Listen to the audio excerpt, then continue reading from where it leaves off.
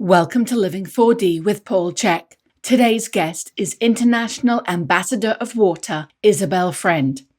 As a student, servant, and steward of water, Isabel seamlessly blends science and spirit into a comprehensive cosmology of water wisdom, spanning the practical insights of health, hydration, and biology, to empowering tactics for watershed guardianship and ecological activism, to the esoteric and subtle insights of ancient indigenous water wisdom, to the heady scientific discoveries of cutting-edge water research. Isabel's offerings are as multifaceted as water itself. She has taught about water throughout the USA, Canada, Guatemala, Costa Rica, Bali, Mexico, and Thailand.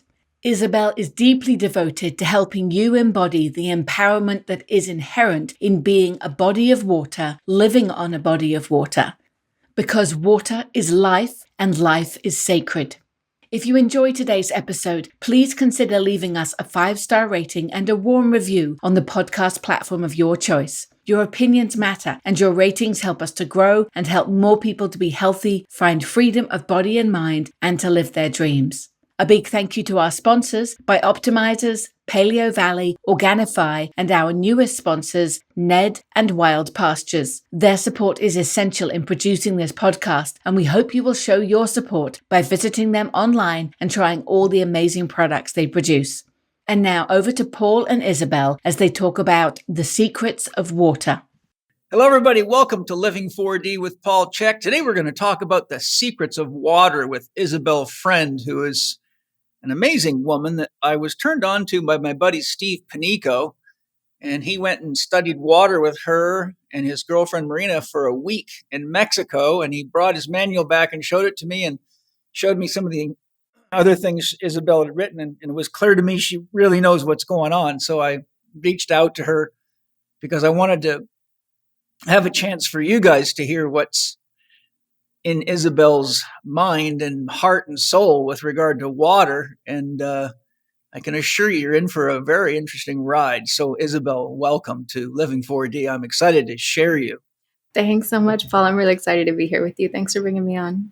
You know, I'd love it if you can share an overview of your background and what your interests and passions are and what led you to devoting so much time to the study of and working with water.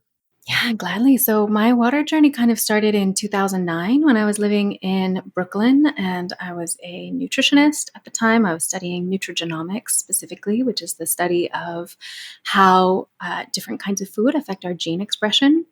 And I was realizing that the more we eat wild food, the more wild and non-domesticated our gene expression. We can rewild ourselves in a way by foraging and wildcrafting our food. And then I started to think, well, what about water? What if we forage and wildcraft water? So I started drinking exclusively from wild springs. And that's when I discovered the work of Viktor Schauberger. And just drinking that water alone made such a huge shift in my life in very subtle ways, but mind, body, and spirit, everything. It just had a cascade effect. And then I discovered Viktor Schauberger, and that's when I really got hooked on his work. He was a naturalist from the late 1800s. He basically had a better water understanding than even the most advanced modern hydrologists do. And I started to realize, wow, water really holds the keys to all of our toughest questions as a species. So yeah, Schauberger kind of got me in, and then I've been studying water ever since 2009. Yeah, his books are incredible. I think I have probably 8. I've got all the books by Callum Coates. I'm sure you're familiar with Callum Coates. Yeah, those are great translations. They can be dense, but they're good. They are dense, yeah. But the one thing I love about Viktor Schauberger's work is he not only talks about water, but he talks about, you know, many of the principles that are active in nature, and he gives very comprehensive, for example, examples of yin and yang, and just the anabolic and catabolic forces. And for those listening that may not know, Viktor Schauberger was ended up in one of Hitler's concentration camps, and at gunpoint they took him aside and told him he must build a flying saucer at Hitler's demand. And they brought all the scientists that had been captured and let him choose among them. And he successfully built a flying saucer, but they couldn't control it, which may have been him trying to protect the world. But apparently, and he used hydrodynamic principles and the principles that fish use to swim upstream. And are you familiar with that story, Isabel? Yeah, it was called the Repulsine. It was based on the levitative properties of water, which are really fascinating. I mean, our society is very familiar with gravity. We've basically mastered gravitation, but we got to look to water for levitation. Yeah, so the story ends with them testing it, and it blew right the roof right off the building. Yep.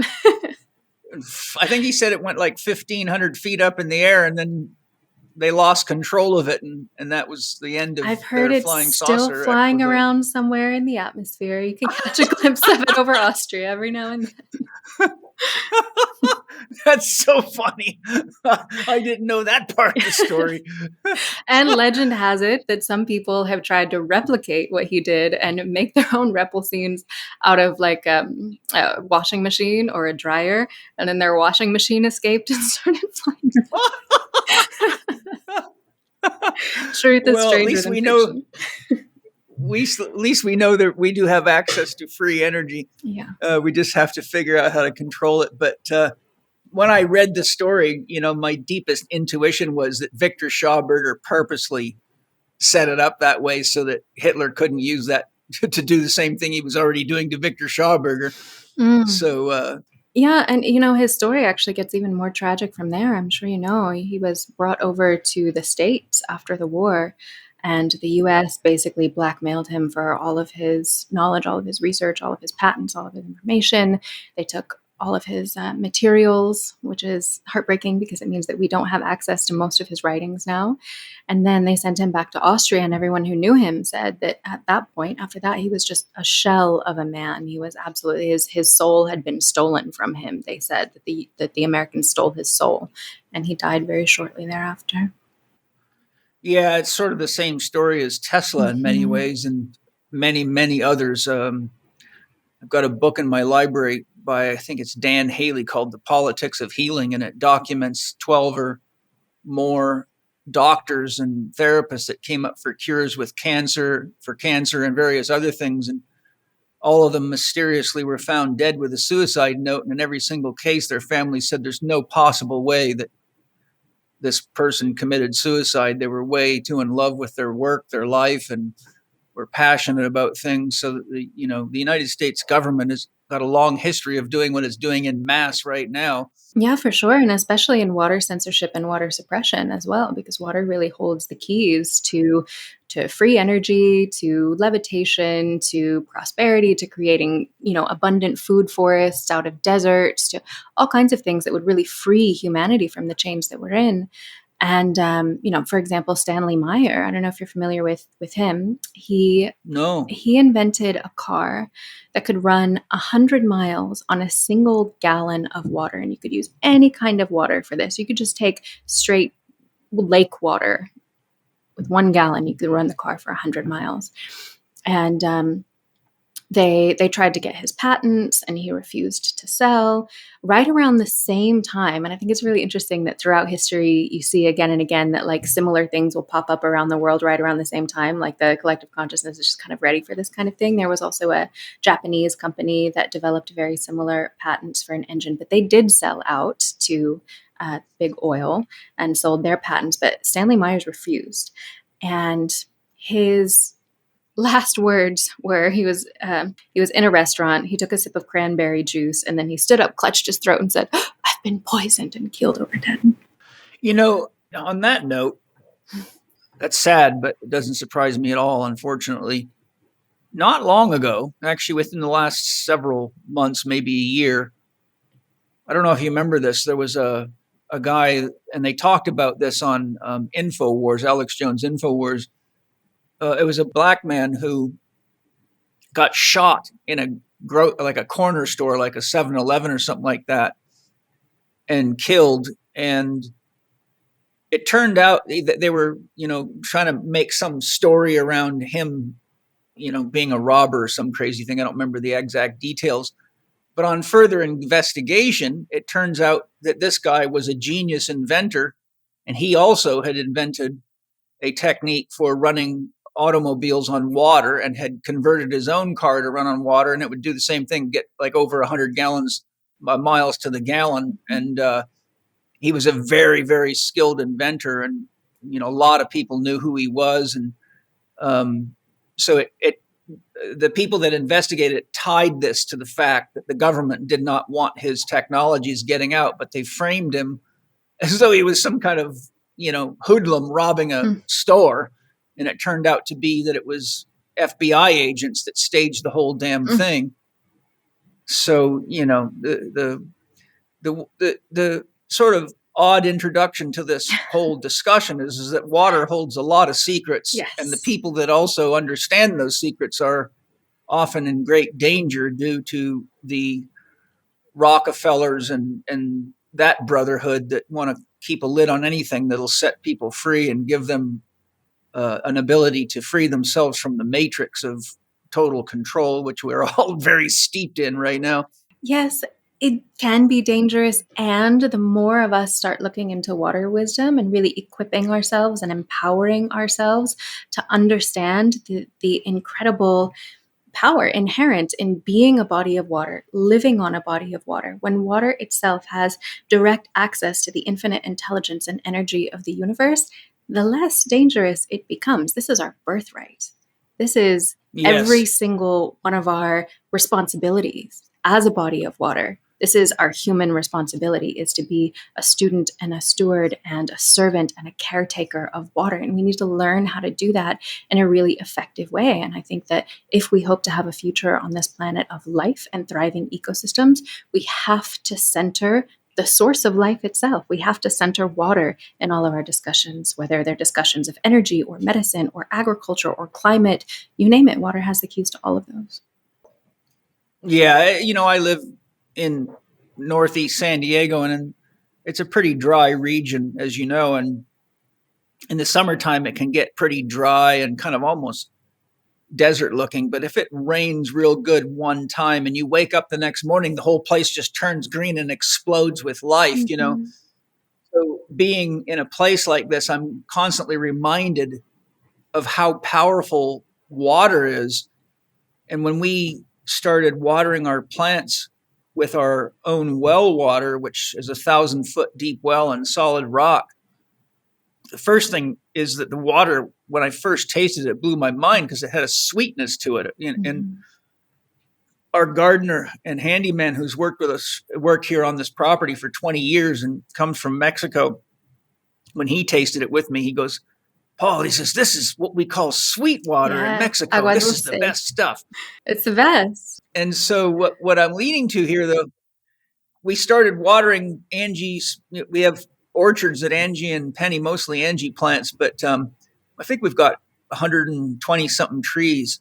Plus we had some pre-existing ones. But once we started using our well water, it was mind-boggling to see the difference in the city water.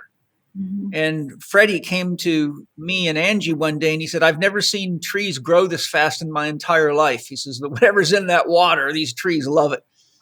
And so, when you look at just how toxic the water people drink is and all the things you and I both know about, and you understand the physiological and psychological effects that water quality has on people, you can see that, when you start looking into things like fluoride and fluorine and all this other shit they put in water and how unnecessary it is, you can see that there's ulterior motives going on. I mean, some people would argue with that, but I've got too much knowledge on these subjects to say, look, if you start looking into these chemicals and what other alternatives we have for keeping water healthy and clean and free of bacteria and toxic agents, it's unnecessary and it's very traumatic to people's health.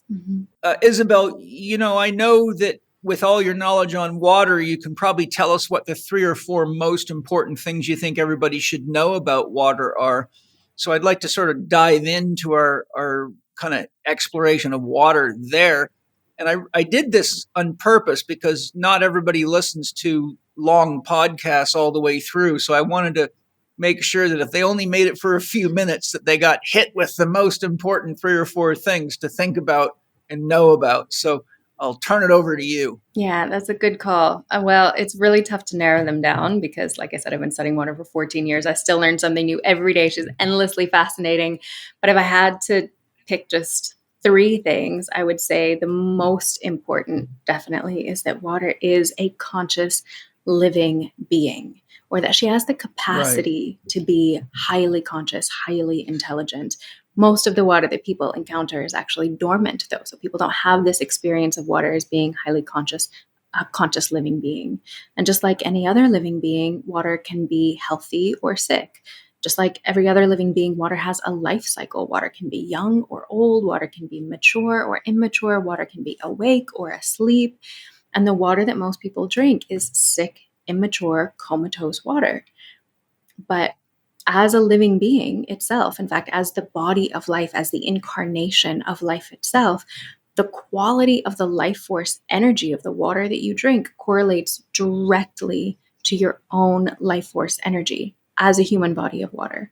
And in fact, it was the biologist, Dr. Gilbert Ling, who, when he was asked, what is life? Like fundamentally, what is life? He said, life is structured water and death is destructured water. Wow.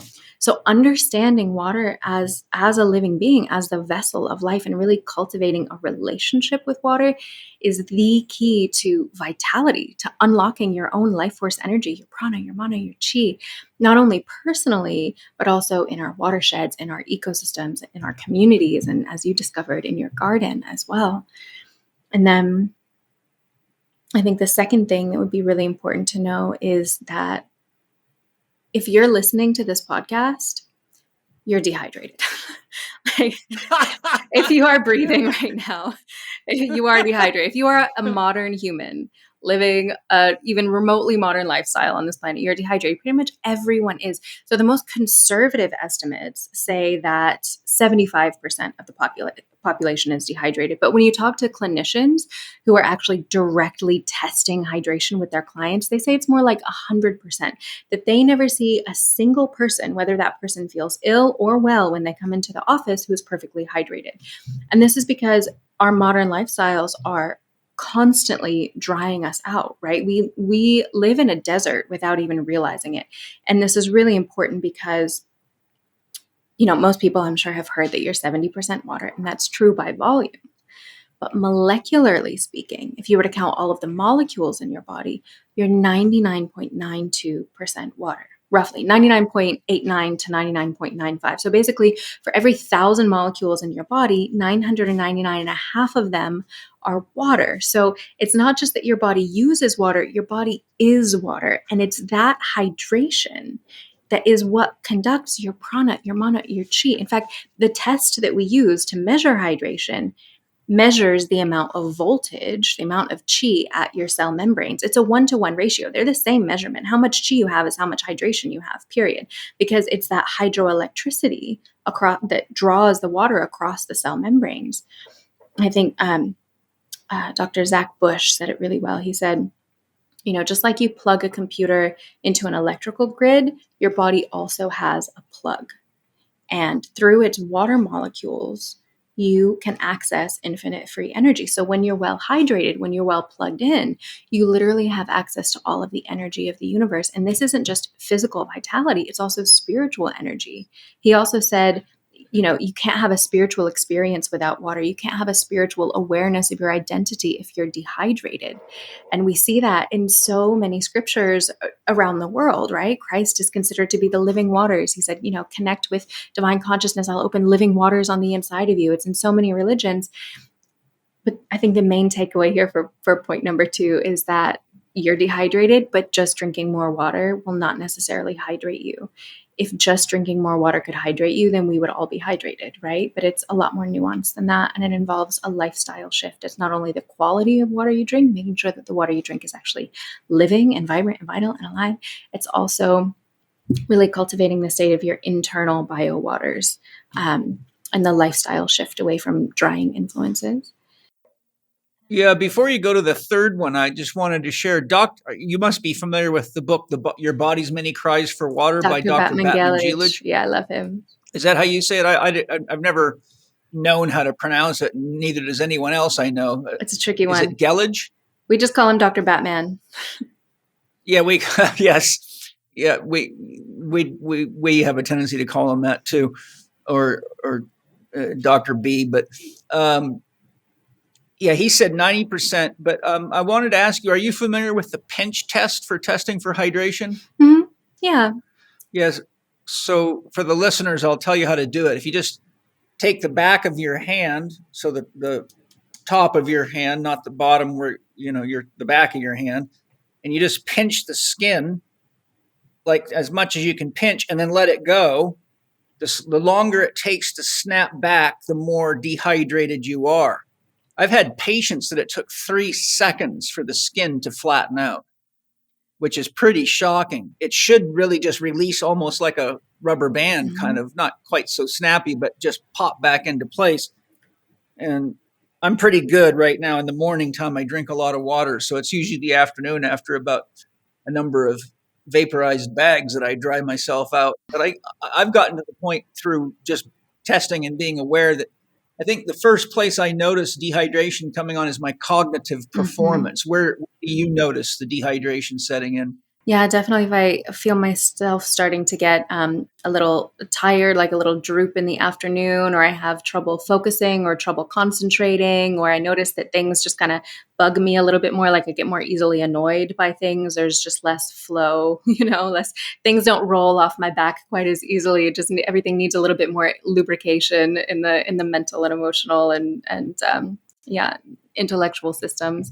And I think that's a decent, like, general measure, but I don't think that's an incredibly accurate measure of hydration because, children, for example, have so much It's elasticity. probably not, but I think it's practical. It can be practical, but I would recommend that most people get a phase angle test if they want a more accurate measurement, because someone can have a lot of skin elasticity but still have localized drought in specific areas of the body. So drought can manifest in different places. Dehydration can manifest in a lot of different ways. It's not just how much water you have in your body, it's also the mineral content and the mineral composition of the water. So even if you have plenty of water on board, but the mineral composition of that bio water doesn't mimic the mineral composition of marine plasma during the Cambrian period. Like our blood plasma has the exact same mineral ratios as marine plasma during the Cambrian period when vertebrates first left. The only reason we can walk on land is because we learned to carry the oceans within us as our own bloodstream. But when that mineral composition deviates, then that's a state of dehydration, and mineral deficiencies have been associated with almost every state of disease. Or, for example, if you have plenty of water, you might not get the same effect with your skin elasticity. But, if you have too much deuterium in your bio water, then that's going to be another manifestation of dehydration where you have this isotopic ratio that's off balance.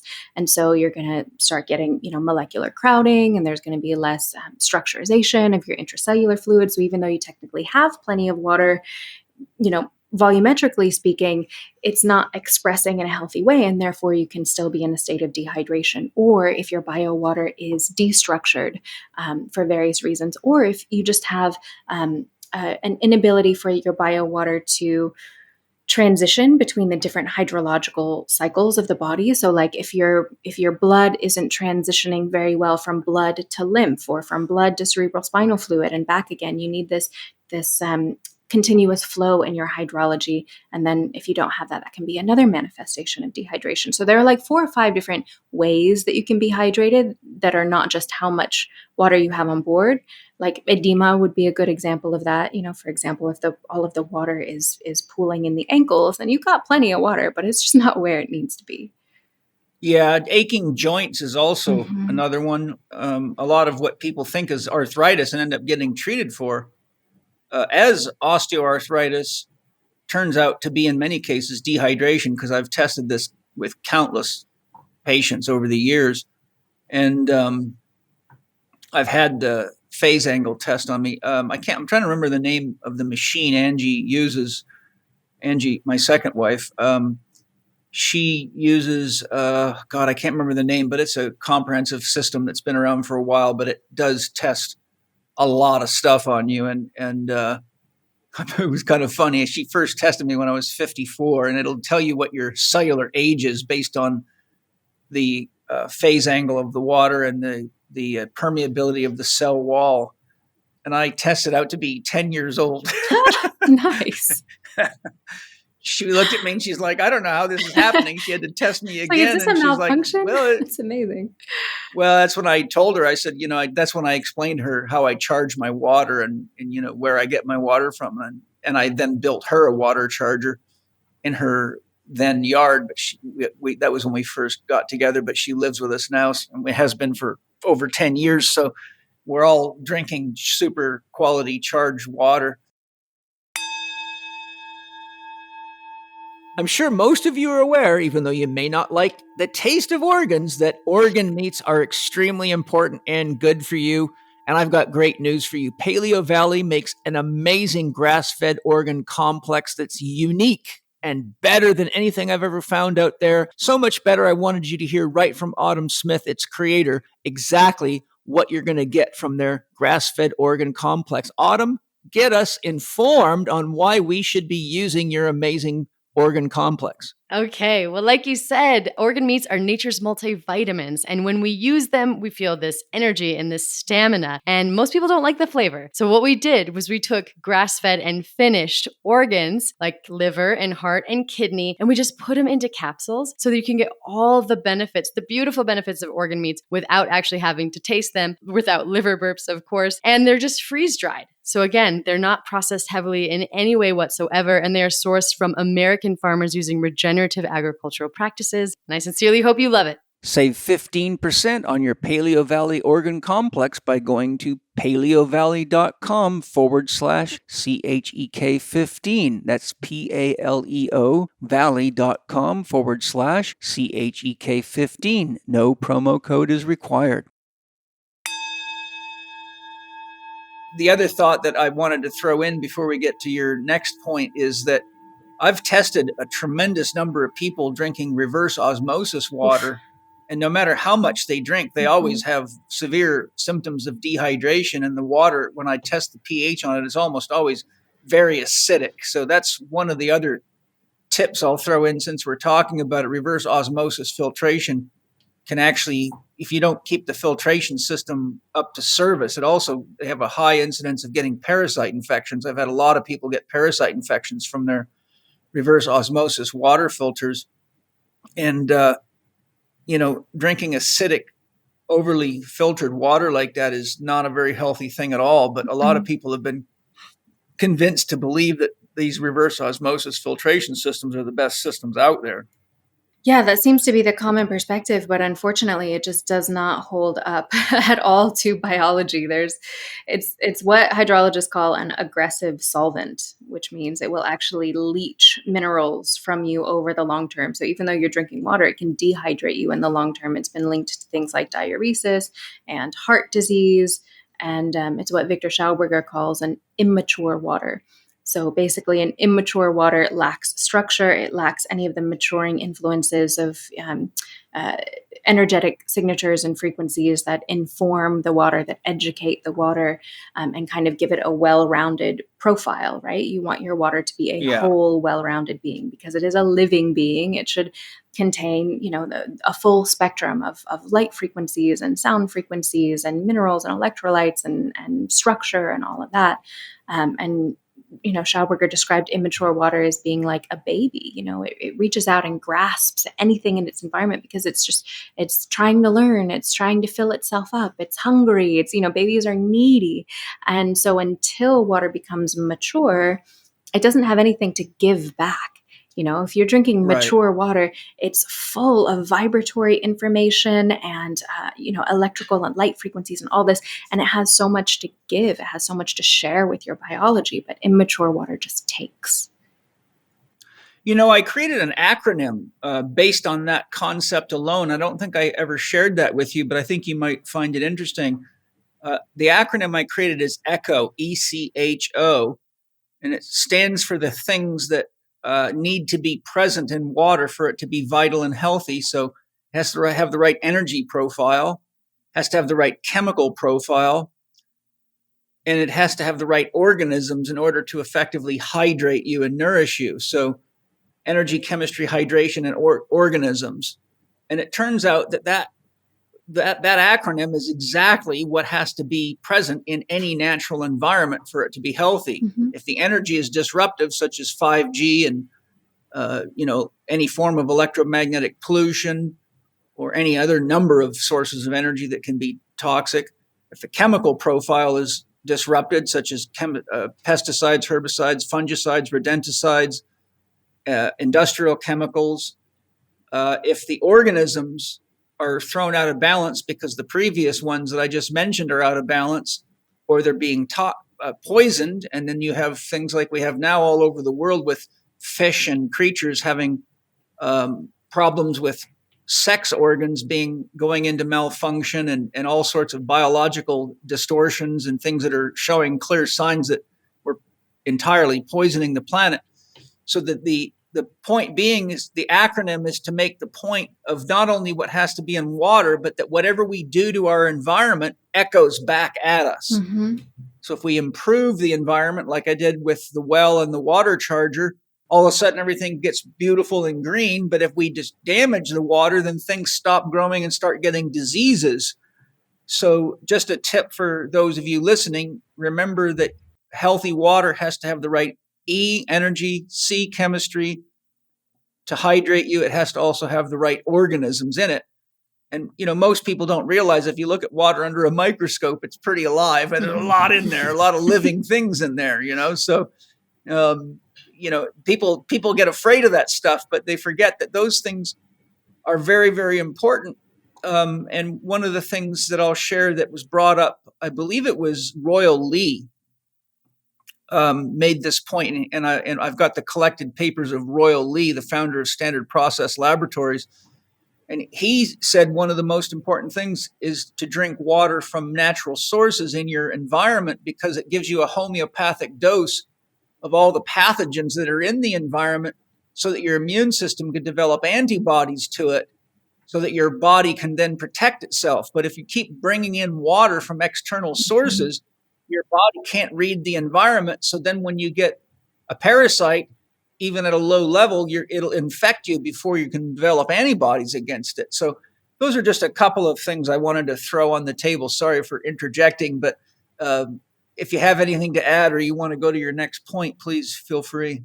Yeah, no, I agree with everything that you said. Water in nature is a probiotic, and naturally we should be drinking this full spectrum dose of medicine, basically, that comes directly from the earth, that weaves us into the local hydrology of the place where we live. We, as a body of water, are an intimate part of our ecosystem. But what actually connects us to that ecosystem is largely the food that we eat, the air that we breathe, the water that we drink. And the water that we drink should be full of all of these microorganisms that we need to survive in that environment. But of course, water nowadays has been so absolutely sterilized in so many ways, and it's just devoid of all of the medicinal qualities that make spring water so incredibly therapeutic.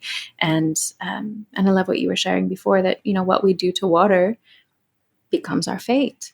What we do to water, we do to ourselves. And I think that's very true personally. What you do to your personal drinking water becomes your fate, becomes your destiny. Most people are drinking water that has been highly traumatized. Remember, water is a living being.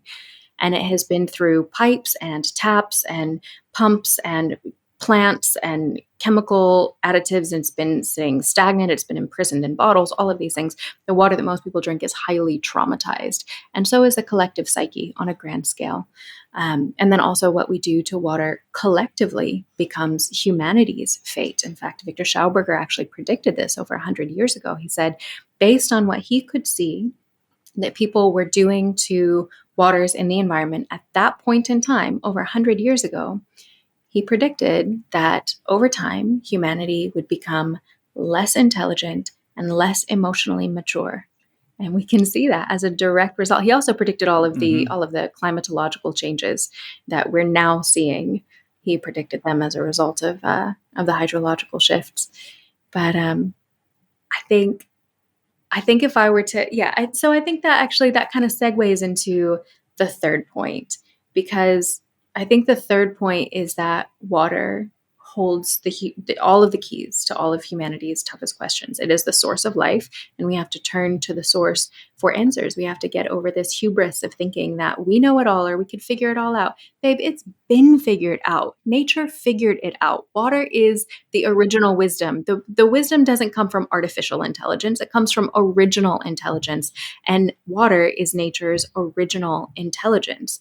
So, whether we're talking about climate or agriculture or energy or any of this, water holds the keys for it, right? Like water is the source. Like if we were to just look at energy, for example, how do we provide clean, low cost, accessible to energy to everybody in a decentralized way? Well, in nature, water is the source of all life force energy in nature, specifically spiraling water. In fact, it was Leonardo da Vinci who said that water is the driving force of nature. And it is possible, as we've said, to derive free and nearly free energy from water. Stanley Myers invented that car. Apparently, other people have invented these cars, these motors as well. Viktor Schauberger invented a free energy device based on vortexes in Tesla's later work. He was getting really into water. Tesla was actually studying Schauberger in his later work. Gil Brown, Walter Russell, they talked a lot about infinite free energy from hydrogen and from water plasma. Schauberger actually said there's more energy encapsulated in every drop of good spring water than an average sized power station is able to produce. And it's true. And if you look at medicine, for example, like we're in an absolute health crisis on this planet. Chronic diseases are at an all-time high. This is the first generation where we will not outlive our parents. We clearly have the poorest health we've had in human history. According to the WHO, 80% of diseases worldwide are caused by unclean drinking water. And according to Dr. Bat Miguelage and others, and like many others who have been researching and studying hydration, actually all states of disease are reflective of a state of dehydration, whether that is depleted biowater or destructured biowater or deuterated biowater or demineralized biowater or just the stagnation of biowater. These different states of dehydration are at the core of all disease, because what happens if you, for example, have localized drought in one area of your body? You get inflammation in that area, you get acidity in that area. Dehydration is always at the root. And when you talk to these doctors that are treating hydration first, the results that they are receiving are absolutely astounding, right? And if you ask any indigenous medicine keeper as well, they'll tell you that water is nature's primary medicine. You've got Dr. Albert St. Georgi, Dr. Mushik John, Dr. Rustum Roy, Dr. Jacques Benveniste, all of these guys, Dr. Bat Miguelage, May Wan Ho, they all predicted that one day water itself will be used as medicine, that water is the primary medicine, and that we don't need anything more than that if we truly understand the wisdom in water. So, and there are so many different types of waters that prove this too. Like it's not just water, just spring water. There's double helix water, there's deuterium depleted water, there's Canton marine plasma, there's molecular hydrogen water, there's magnetized water, there's homeopathic water, there's infoceutical water, not to mention some of the springs around the world, like the spring at Bernadette's Grotto in Lourdes, France, or the spring at Tlacote in Mexico, or Nadana in India. These waters are so miraculously healing that pilgrims have traveled thousands of miles for hundreds of years just to drink of this water and receive miracle cures. Well, the more we recognize what makes those waters special, the more we can actually replicate those natural processes in the waters that we drink. And that's just drinking water in terms of medicine. Like that's not even to mention hydrotherapies like naping and balneology and ice baths, etc. Like water is life, right? So if medicine aims to save lives and improve the quality of life, then health has to mean saving and improving the quality of water, the quality of hydration. If water is life, then hydration is health. And then, so that's energy, that's medicine. In the agricultural crisis as well, there, like you were saying with your garden, you started feeding the garden your incredible, beautiful, highly charged well water, and you started seeing increased growth. Well, we're seeing this all across the board, that there are certain forms of water, specifically coherent full spectrum water, that can actually completely restore the microbiome of the soil. And we all know that there's a soil crisis. I'm sure many of the listeners have probably seen the documentary Kiss the Ground. Yeah, we've had many podcasts on that and many more coming. Yes, beautiful.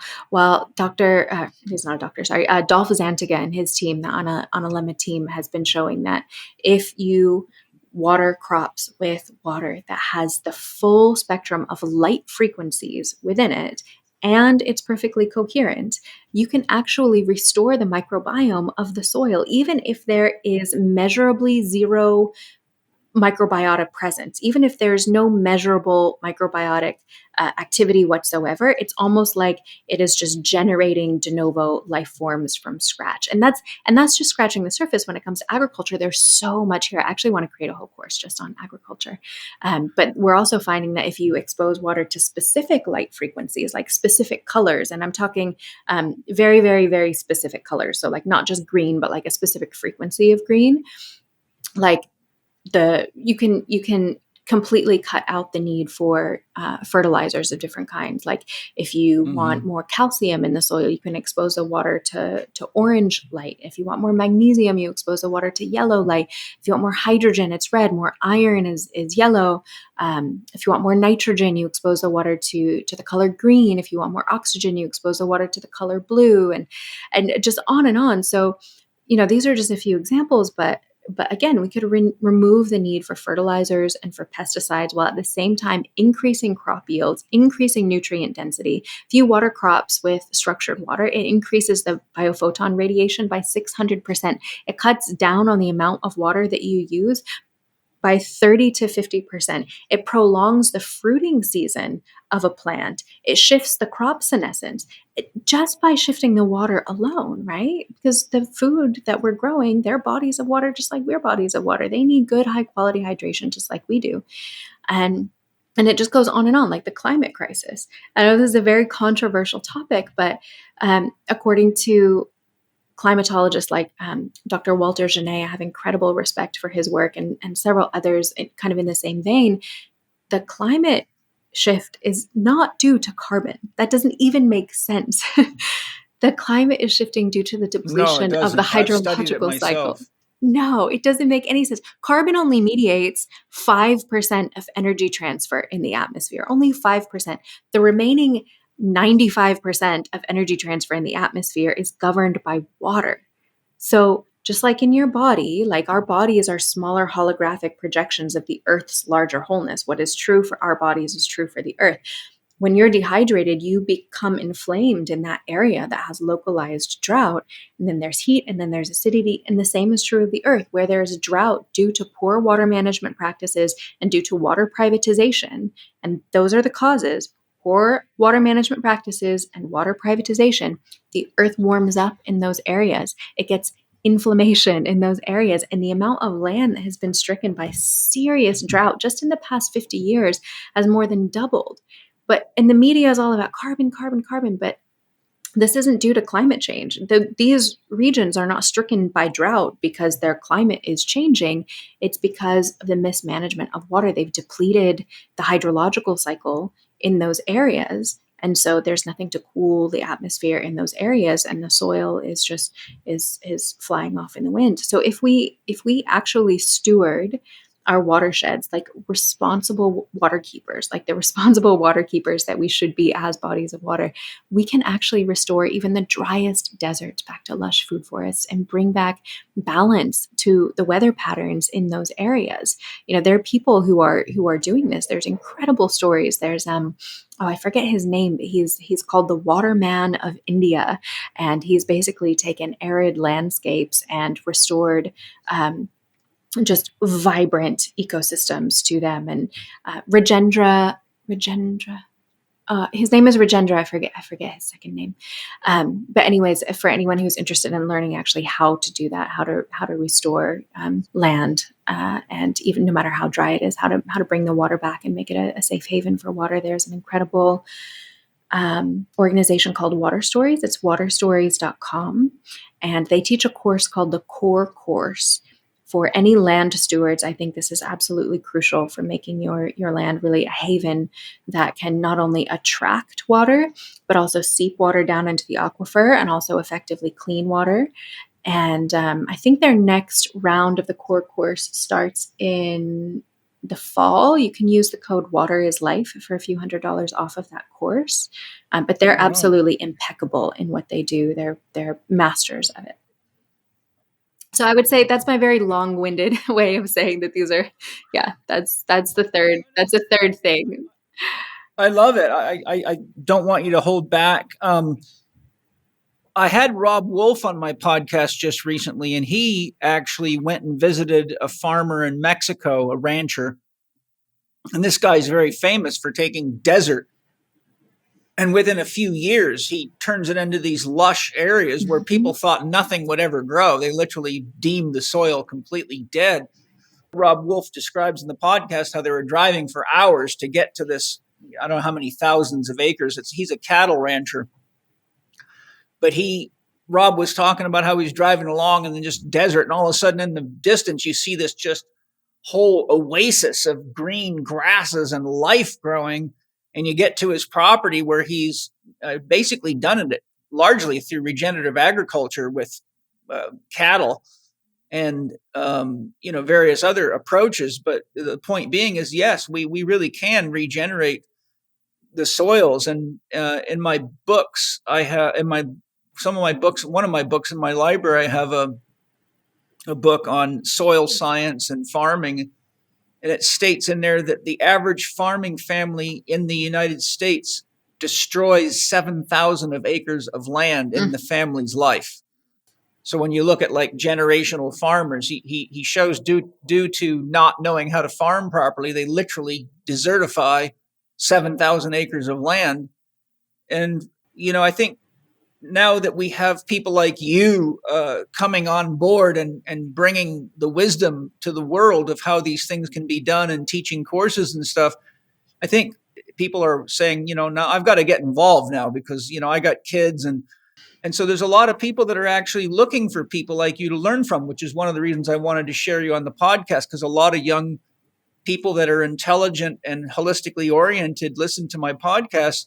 And I've had probably at least a dozen students go off and start their own healing resorts all over the world and develop food products, ice creams, all sorts of things based on the principles that I teach. So I want to keep encouraging people like you and exposing people like you, because we have to sort of take this into our own hands and do it ourselves, or the future doesn't look very good, really. You talked about how that we could have dehydration in one area of our body and not necessarily other areas of our body.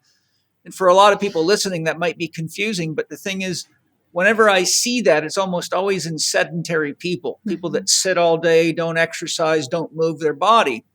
And, what people don't realize is that the body is a bioelectrical charging station for water.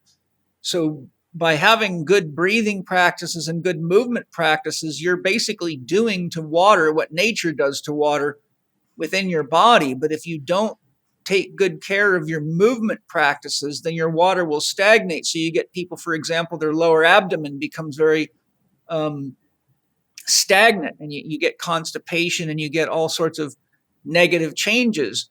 People that sit in chairs all day don't move their legs very much. So we get pooling of water in the legs, which shows you that you basically have an ecosystem problem. And in nature where water doesn't move, you have the emergence of death. Stagnant water brings death, right? You get putrefaction and rot and death.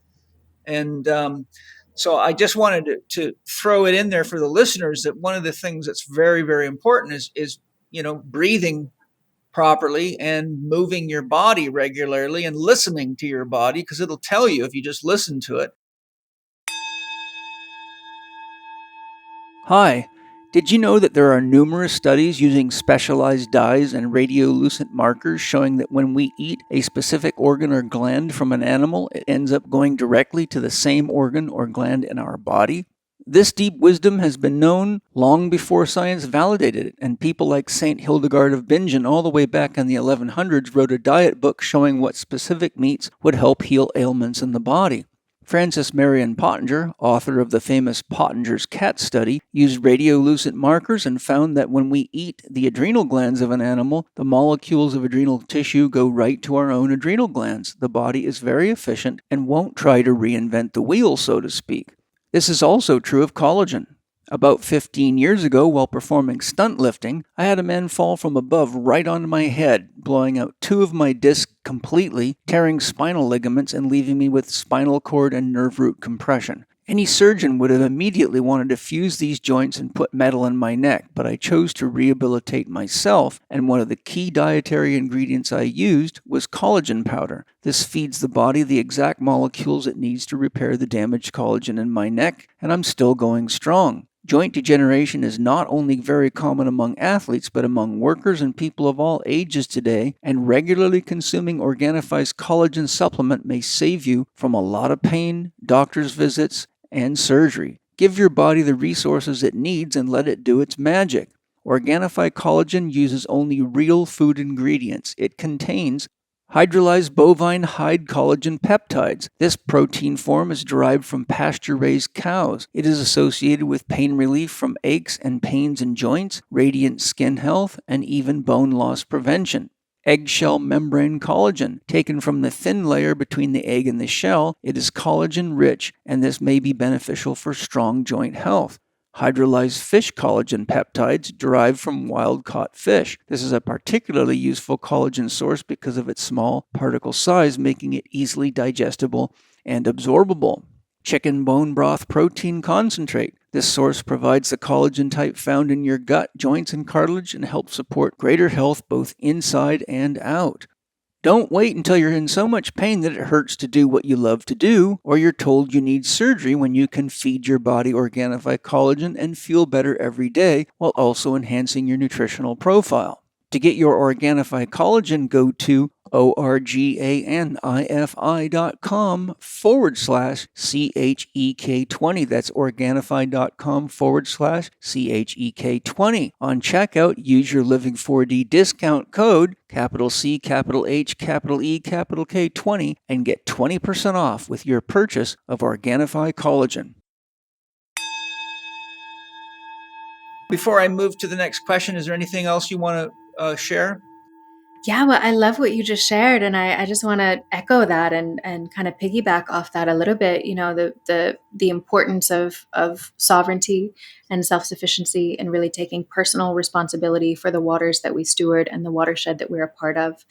And you know, I notice such a huge difference in the clients that I work with. So I do one-on-one consultations with people. We develop hydration strategies, all this kind of thing. And I notice such a huge difference when people start harvesting fresh, raw, wild, living spring water themselves. They go on the pilgrimage to the spring to harvest it, and they carry that water that's going to become their bloodstream, and they get it for free, straight from the earth, in the way that nature intended. The downstream cascade effects of doing that are so far beyond physical. These people end up developing such a sense of personal empowerment, such a sense of will in the world, not only because they're not getting the fluoride that actually disables your willpower, your center of will in the pineal gland by calcifying it, but also because when you drink water, it becomes your blood within 5 minutes. And what do most people do? We mostly pay municipal governments for our own bloodstream in a strangely slave-like paradigm when we drink tap water, or we pay corporations for our bloodstream when we buy bottled water. So we always have these surrogate stand-ins between ourselves and the source. We're always kind of paying, almost like indentured slaves, for our own right to live. Water is life. Who is giving you your life? Who is supplying your life force energy? If it's not coming direct from the earth, if you're paying someone else for that, just energetically, very subconsciously, just on a super subtle level, there is this inherent disempowerment that happens, this disconnection between ourselves and the source. And so when that happens, yes, we do tend to abdicate our sense of responsibility to the powers that be and just trust that, oh, our education will be taken care of by the public education system. Oh, our food will be taken care of by the FDA.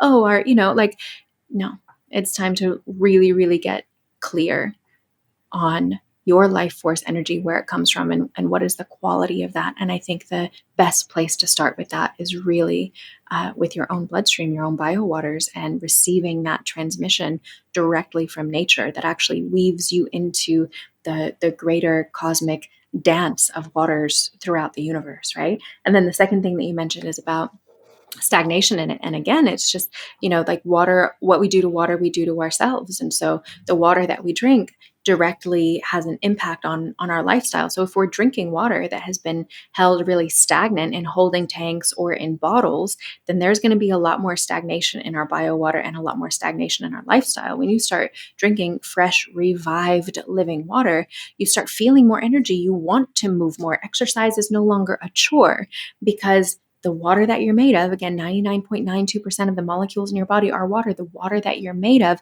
naturally has that vitality and that movement to it. And we are basically hydraulic networks. I know you know this, Paul, like all of the systems in our body, other than our circulation system, like our circulation obviously is moved by the heart, but other than our actual bloodstream, every other water system in our body is a hydraulic network. Hydraulic means movement by water. And so your fascia, for example, which is the irrigative network, your fascia is 80% water, 20% protein. It is what delivers drops of water to each and every one of your cells along this beautiful web-like crystalline netting. And it only moves when you move. That contraction and release is what actually delivers that water to each and every one of the cells. So if you're stagnant in that area, or if you've had trauma or injury in that area, or even emotional trauma, the fascia will store the memory of emotional trauma in certain areas, and it'll start to get dry in that area. It'll start to get brittle in that area. It will no longer be delivering water to those areas. And the same with our lymphatic system, it only moves when we move. It's a hydraulic network. And so the more we move, the more we're actually clearing out the waste, clearing out the sludge. And that's not just physically the physical toxins, but it's also the energies that those physical toxins carry as well. So, if you find yourself getting, kind of down in the dumps, or you find yourself holding on to something that you feel like, you should be able to let go of, move your lymphatic system. Like, do lymphatic drainage exercises, get a lymphatic drainage massage, do gua sha, do dry brushing, all of that kind of thing. Get your waters flowing. Your water corresponds exactly to your psyche. In fact, in Jungian psychology and Jungian dream symbolism, the water is always correlated to the emotions and the unconscious. The psyche. Exactly. So what we do to water, we do to ourselves, personally and collectively. Yeah, I'm an art therapist, so I'm always very interested in whenever people put water into their art, that I give them art assignments for healing. So if someone has a heart disease, I'll have them do a mandala, and the theme of the art will be my heart. So I have them connect to their heart and then paint what it is that they feel is inside of them. And whenever I see water, I'm looking very carefully at how the water correlates with the overall image, the what colors are mixed in with it, around it, what the scenery is around it. And I learn a lot about what's going on inside of them, because the ego can't really defend itself against art. So I use that because the unconscious can come easily through art. I wanted to mention there's a website, you may know of it, but I wanted to make sure everyone listening knows. There's a website called findaspring.com. Yes. And you can just go to findaspring.com and it'll show you where you can access spring water all over the world. It's more concentrated in some countries than other, because I think people have to register their sites, or someone has to tell them where these sites are. But we've actually used it before when we were traveling, and they are there. We were traveling not too long ago. We went on a motorhome trip to visit my son and his family up in Oregon. And so we were checking out where we could find spring water along the way. And, one of the things that frickin' irritates the hell out of me is it is damn hard to find good water. I mean, I'm I went to Big Bear, which is a ski town, up in the mountains, about 2.5 hours from us. That, we like to take the kids skiing and the girls like to go skiing. And, Big Bear's a place where they have a lot of triathlons, and it's supposed to be a health conscious place. But I was going everywhere trying to find some spring water, and people looked at me like I was asking for, some exotic, rare substance or something. I'm like, what the hell is with people? I mean, how do you have a health food store and you don't even know anything about fucking water? It's I went to all these places. It's like, what the freaking hell do you guys think? Just because something's says vegan on the package, it is good for you or something? It's like, Right. there's way more to it than that.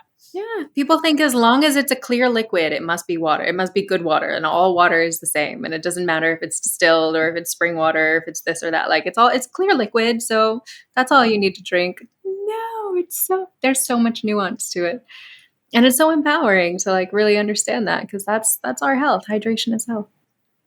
I think, too, one of the things that just popped into my head that's relevant here is that there's just billions of dollars being spent on the anti-aging movement. Mm-hmm. And half the shit people are doing, from biohacking to plastic surgery to hormone replacement. I mean, the crap I see going on in the name of anti-aging, if they would just learn about water and charge their water and manage their water and have a much more conscious relationship with water, they would get far more mileage for a fraction of the price by just understanding water. It's the fountain of youth. It really is. There's a reason why the fountain of youth is called the fountain of youth and not the, Yes. mushroom of youth or the mountain of youth or something like that. It is a Or fountain. the cash register of youth. Exactly, right? Well, nowadays in our society, it's definitely the cash register of youth. You pay enough $1,000, you can stay young forever. But it's funny because certain kinds of water, they're doing studies now where they're showing that, like, for example, Analemo water, which I think I mentioned before, it's coherent full spectrum. It contains all of the I've light had code Dolph frequencies. on the podcast Oh, before. perfect. Okay, so then your listeners are familiar. So I'll just touch on it briefly, but basically they did this one study with the glycanage test, and they showed that based on that biological marker, by drinking this particular type of water, within just 1 to 3 months of drinking the water, they saw 1 to 12 years of biological age revitalization in the people who were drinking it. So it is possible to age backwards, at least by some biomarkers, and it has a lot to do with your hydration. In fact, I forget who it was. It was a doctor who said, I think it might have been Dr. Zach Bush actually, who said, if we could stay perfectly hydrated in the intracellular environment, the aging process would slow down, if not completely reverse. Now, the key to that statement is the intracellular environment. How do we make sure that the water that we drink is actually hydrating us intracellularly? And it has a lot to do with the hydrogen content and composition of the water. It has a lot to do with the light frequency spectrum contained in that water. And it has even more to do with our lifestyle factors than it does to do with the water itself. This brings up an important point I want to throw on the table with you, because I've run into this 1,000 times. And there's another one that we didn't get into, but I think is important. I'll hit the two of them. One is, as you know, there's a lot of books written out there by people like Gabriel Cousens, MD, telling people to drink distilled water. And I cannot figure out for the life of me how some of these guys can have so much knowledge but not understand the fact that drinking distilled water is a bad idea.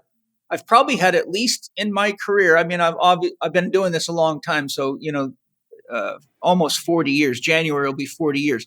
But I've probably had at least probably 8 or more people who develop spontaneous cracking of their molars after about 3 to 6 months or more of drinking distilled water, because they don't realize it's sucking all the minerals out of their body.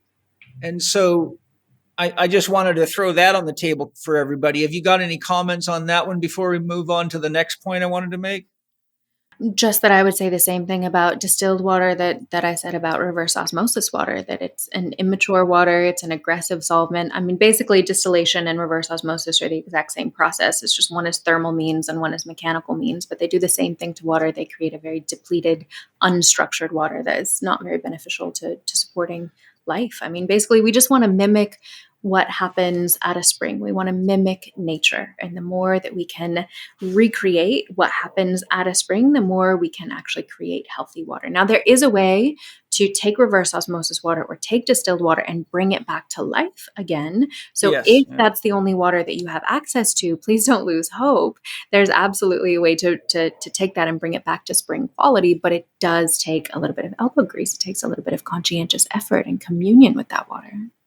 It's the same, too, with rainwater and catchments. That's all juvenile water, too. And a lot of people don't realize that that's not really the best quality of water. But I've had various people try to sell me on the idea that that was the best water. And I'm like, no, it isn't the best water. It hasn't got enough exposure to the earth. It's Right. classically called juvenile water, as you know. I would say that rainwater is better than tap water. It's better than some of the processed bottled waters, but it's still, Yeah. it's immature water. It still needs TLC. Basically, we need to understand that different kinds of water affect us differently, and what to do with each of the different kinds of water. So, a lot of people say like, oh, rainwater is basically the same as distilled water because rain is the distillation of the hydrological cycle. And it's like, no, actually, even with rainwater, the rain is actually absorbing everything in the atmosphere as it falls down. Interestingly, the rain doesn't actually, each raindrop doesn't fall in a single line. It actually spirals all the way down. Water loves to spiral. And it's drawing in the formative influences of the atmosphere. So whether that's pollution in the atmosphere, whether that is radiation in the atmosphere, but also, there's also a lot of microorganisms within clouds. So there's some microorganism activity in rainwater as well. There's a lot more factors to it than just, oh, this water is distilled or it's clean because it's rainwater. It's not necessarily clean just because it's rainwater. Yeah. The next point I wanted to bring up, not because I know need to know this. I'm talking to one of the most skilled water people in the world, so I'm doing this for the listeners. But one of the most common things I get from my patients when I'm analyzing I have them all fill out a 10-day log, which they put everything they eat, everything they drink, what their poops look like, what their pee smelled like, what the color of it was, and a lot. I won't go through the whole thing. It's very, very comprehensive.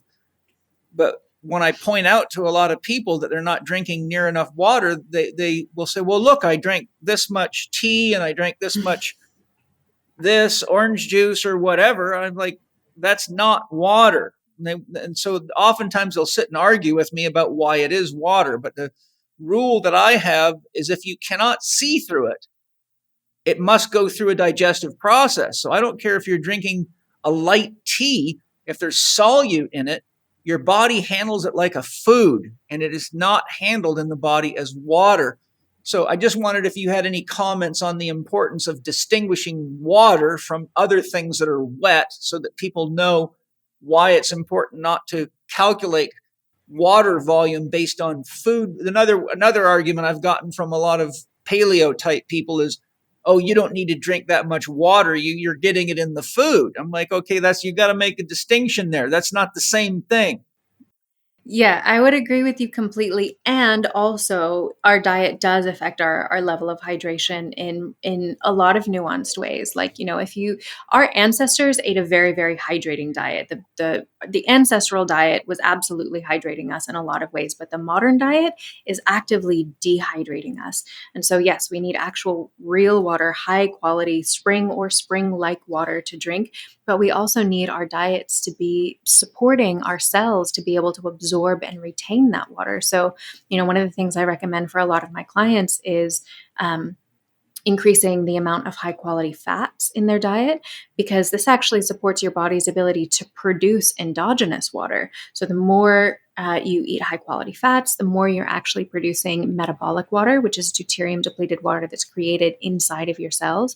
For every 100 grams of fat that you eat, high quality fat, your body produces 110 grams of metabolic water. This is the most hydrating water because it's deuterium depleted, because it's endogenously produced by your own body. Whereas with protein, I think it's something like for every 100 grams of protein that you eat, it's something like 80 to 90 grams of metabolic water. And for every 100 grams of carbs that you eat, it's something like 60 to 70 grams of metabolic water. This is because of the Krebs cycle. Exactly. Mm-hmm. And then also when you eat enough high quality fats, your cell membranes are basically lipid layers. Your whole cell membrane is made out of high quality fats. And the cell membranes are what determine the hydroelectric capacity of your cells to osmotically release and absorb water. And so if they're made of good high quality fats, then you have a good balance of intracellular and extracellular fluids. But there was a doctor named Dr. Howard Murat. I really liked his analogy here. He said basically most of us are eating such crappy quality fats like seed oils and that kind of thing, that it's like poking holes in a tire. We're basically poking holes in our cell membranes, or at least really thinning them out in areas so that they're just not able to actually retain the intracellular fluid that they should. So I think that diet is a really important part of your hydration strategy, your overall hydration equation. But I don't think that it's because you need to be drinking more tea or drinking more orange juice or that kind of thing. I think it's you definitely have to get real water in there, and you want to support your body to produce more water as well.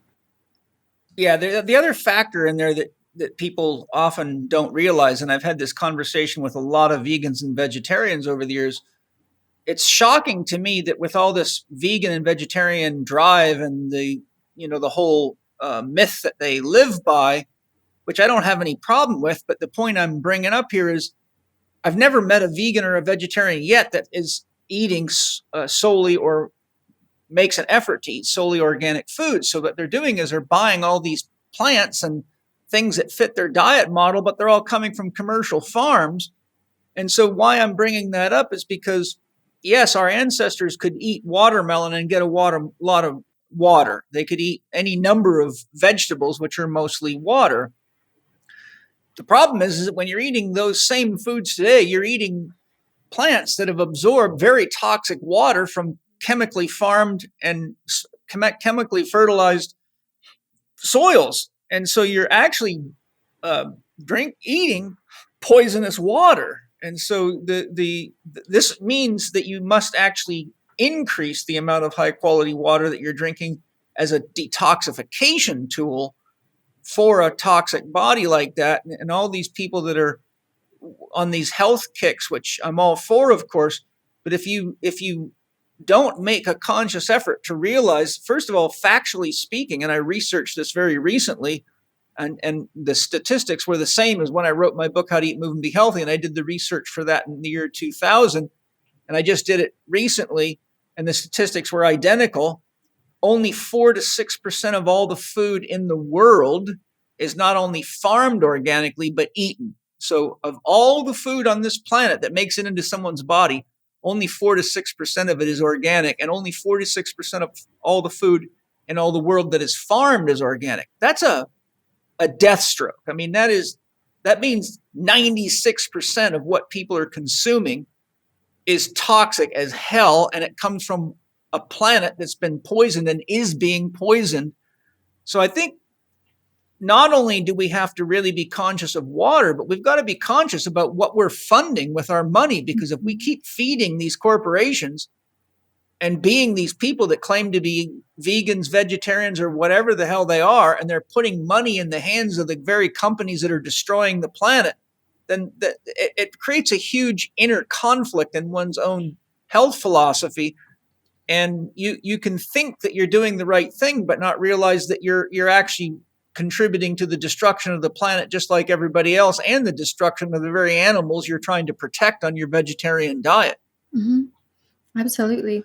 Well, I mean, it is true that any water that is in the form of a living thing, whether that is a fruit or a vegetable or an animal or whatever, is structured water. It is bio water. That's what gives that living thing the ability to be alive, is the fact that it's made of structured water. So if you eat a cucumber, you're going to get more hydration from that cucumber than you would from a Dasani bottle of water, because Dasani is swag, unstructured, crappy water that is just going to move straight through you. You're going to pee it straight out again. Whereas if you eat the cucumber, it's going to be a slow release of hydration over time. But plants are smart, right? Nature is smart. They've developed a way to dump all of the toxins that the plant itself doesn't want to keep within its structure into the fruiting bodies that are then going to fall off of the plant and be expelled from the plant. So they know that fruiting body is going to fall at the end of the season. They have a tendency to dump the toxins and especially the deuterium into those fruiting bodies. So yeah, these fruits and vegetables, some of the vegetables, most of the fruits, have a tendency to be higher in things like deuterium and to concentrate some of the toxins. And so organic is so important, but it's really a privilege to even be in a place where that is an option. I live here in the Yucatan. It is just not an option anywhere you go. And when you look at the full scope of the world that we live in, there is a water apartheid between the global north and the global south. There is absolutely an apartheid of water access, so that currently 1/10 of all of the crops grown on this planet, 10% of the crops, are actually watered with raw sewage, because water is too rare and too precious to waste on crops outside of the megacities of most of the countries in the global south. It is just watered with raw sewage. And so we really have to be very conscientious about water privatization in general, because the more we privatize water, the more we inherently create conditions of water scarcity. Yes, and companies like Nestle have been going around buying up wells all over the United States and the world in order to do that exact thing. And in fact, one of my clients, I won't mention her name just for her privacy, but her family's quite financially successful, and they have done their best to buy up water wells to protect them so that the public has access to that water. It doesn't get privatized, and other things to protect people that would be a long discussion, but I'm glad that she and her family are involved in that. The other thing too about the water is, the plants do have some ability to detoxify, but there is what I call the homeopathologic effect. And the fact of the matter is even the smartest plants in the world cannot get rid of the energetic signature of the chemicals that have poisoned the water. So we have to be conscious of the fact that when we're drinking water that's in the city taps, for example, that went through sewage treatment centers, we're drinking the energetic imprint of every drug and every chemical that water's been exposed to. And we don't really have effective systems yet for neutralizing that water. And if you do, then you turn it back into juvenile water from everything that I've studied. So the point is we have a global crisis of a water misunderstanding, a lack of, and unfortunately, I suspect that there are people that are involved in these major corporations that do understand what's going on with the water, because they're doing it to the water for the same reasons they're trying to force vaccinate people. And that's a disturbing reality. But, if enough of us become educated, which is what this podcast is for, we can start being more aware of these things. And I think what the first thing that we've all got to do, because of exactly what you said, not only is water consciousness, but the quality of the water has a large influence on the amount of willpower we have, the amount of libido we have. And if we want to make changes in the world, we've got to take things into our own hands. And that's why I do workshops on how to build water chargers and show people what I've done here and why I spend the money to ship water in from Mount Palomar, which I can see right out the window, but it's a 4,000-foot artesian well. It's one of the few places in the world where there's no impurities whatsoever in the water. So for me, that's seriously important for my family and my children. The point I'm driving at is we have to go the extra mile. I tell people, look, if you go to findaspring.com and the nearest spring is 40 miles away, then drive your 40 miles once a week, fill up some bottles, build yourself a water charger, put the bottle, put it in glass, and the water charger will keep the water alive in the glass bottle.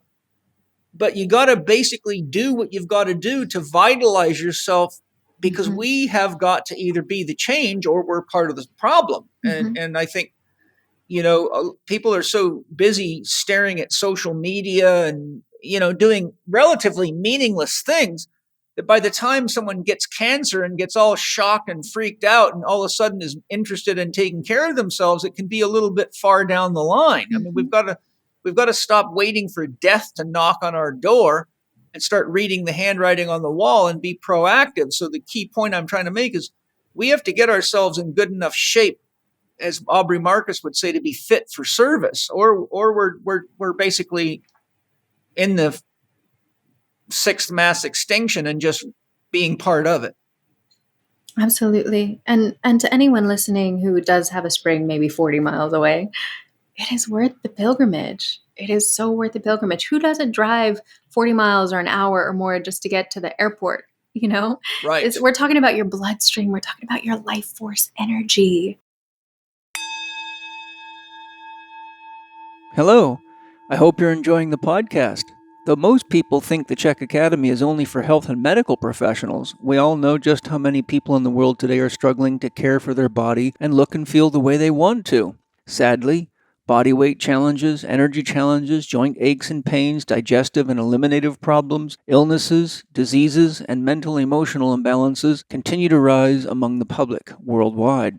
By now, you'd think that most people would have come to realize that running to doctors isn't working, and it's time to get involved in their own diet, exercise, lifestyle, and learn to create health instead of medicating chronic ailments. The Chek Academy is designed so that anyone can learn what they need to heal, balance, and create health and well-being, regardless of educational or professional background. In fact, several of my own patients over the years were so amazed at how much better they felt after implementing the changes I supported them in making that they decided they wanted to help others and changed careers and became Chek professionals.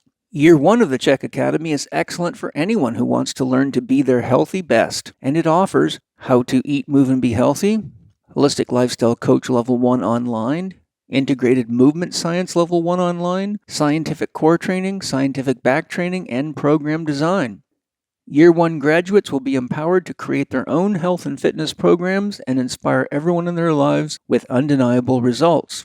The Chek Academy is also a tremendous option for anyone looking to make a career transition, particularly because you can complete your studies and work full-time so that you don't have to take a hit in your income. Gavin Jennings, CEO of the Chek Institute, and I designed the Chek Academy in this way specifically so that each student got adequate hands-on training to really test what they were learning and be able to get questions answered by skilled instructors and mentors along the way. We are now accepting Academy fall semester applications. To submit your applications to the Chek Academy, go to chek.group/L4 Academy. That's Chek chek.group/L4D Academy. Anyone can get healthy and vital, and together we can definitely make the world a better, healthier place for the children and for our collective future. Isabel, there are some experts and authors that suggest that we will have potentially a severe water crisis by 2030 and that only 1% of the water on the planet is suitable for drinking. But there's also a belief that we do have other sources of water, whether it be water coming in from comets and some even suggest that I've read actually some experts that say water, they've proven or identified that water is being generated within the earth itself. And as you and I have talked about in our private conversations, astronomers have found that there's water everywhere in the entire galaxy that they can look. So, what do you think is the actual state of water on the earth? Are we stuck with what we've got? Or does the earth regenerate water?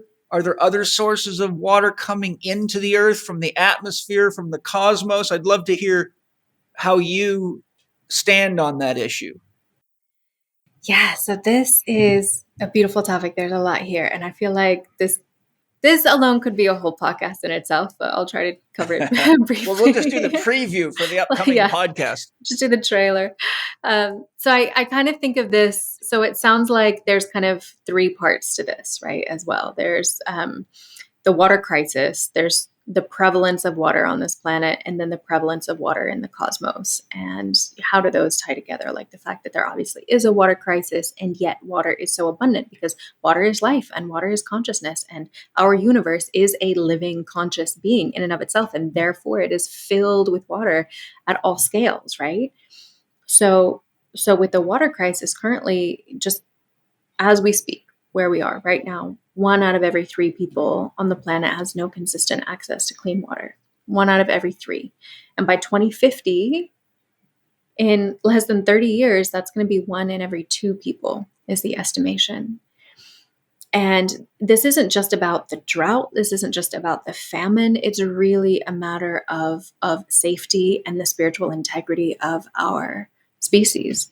Because, there was a former vice president of the World Bank, who said that if the wars of the 20th century were fought over oil, the wars of the 21st century will be fought over water.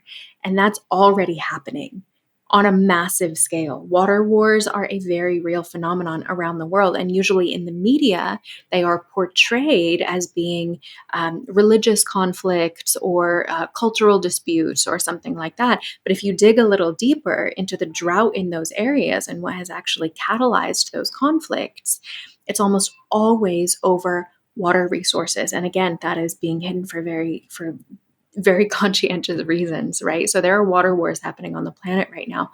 And, researchers actually compared precipitation records against geospatial conflict data, and they traced a direct link between water shortage and violence. So we say that water is life, and that's true, but water is not just life. Water is peace. Water is peace. Water provides the conditions for peace. Where there is no water, there is no peace. People have to fight for their lives. So solving the inequitable access to water has to be our top priority if we want a world of peace. It's not just a matter of diplomatic negotiations. It is a matter of creating conditions of water abundance in these areas on the planet. So it's kind of this conundrum, as you well stated in your question. At the same time that access to water is dwindling, we're discovering that there's actually far more water on Earth and in the cosmos than we ever previously imagined. There are oceans of primary water that are underneath the normal aquifers, right? Primary water is this ancient water, this water that is being freshly generated beneath the aquifers, and just oceans of it. So I've noticed a lot in the water space and the conversations about primary water that usually when people learn about this water, when they learn about primary water, they get pretty overzealous and they're like, oh, the water crisis doesn't exist. There's plenty of water out there and drought is a myth and we should all just drill down and harvest primary water and that's going to solve all of our problems. We'll just drill down to get it.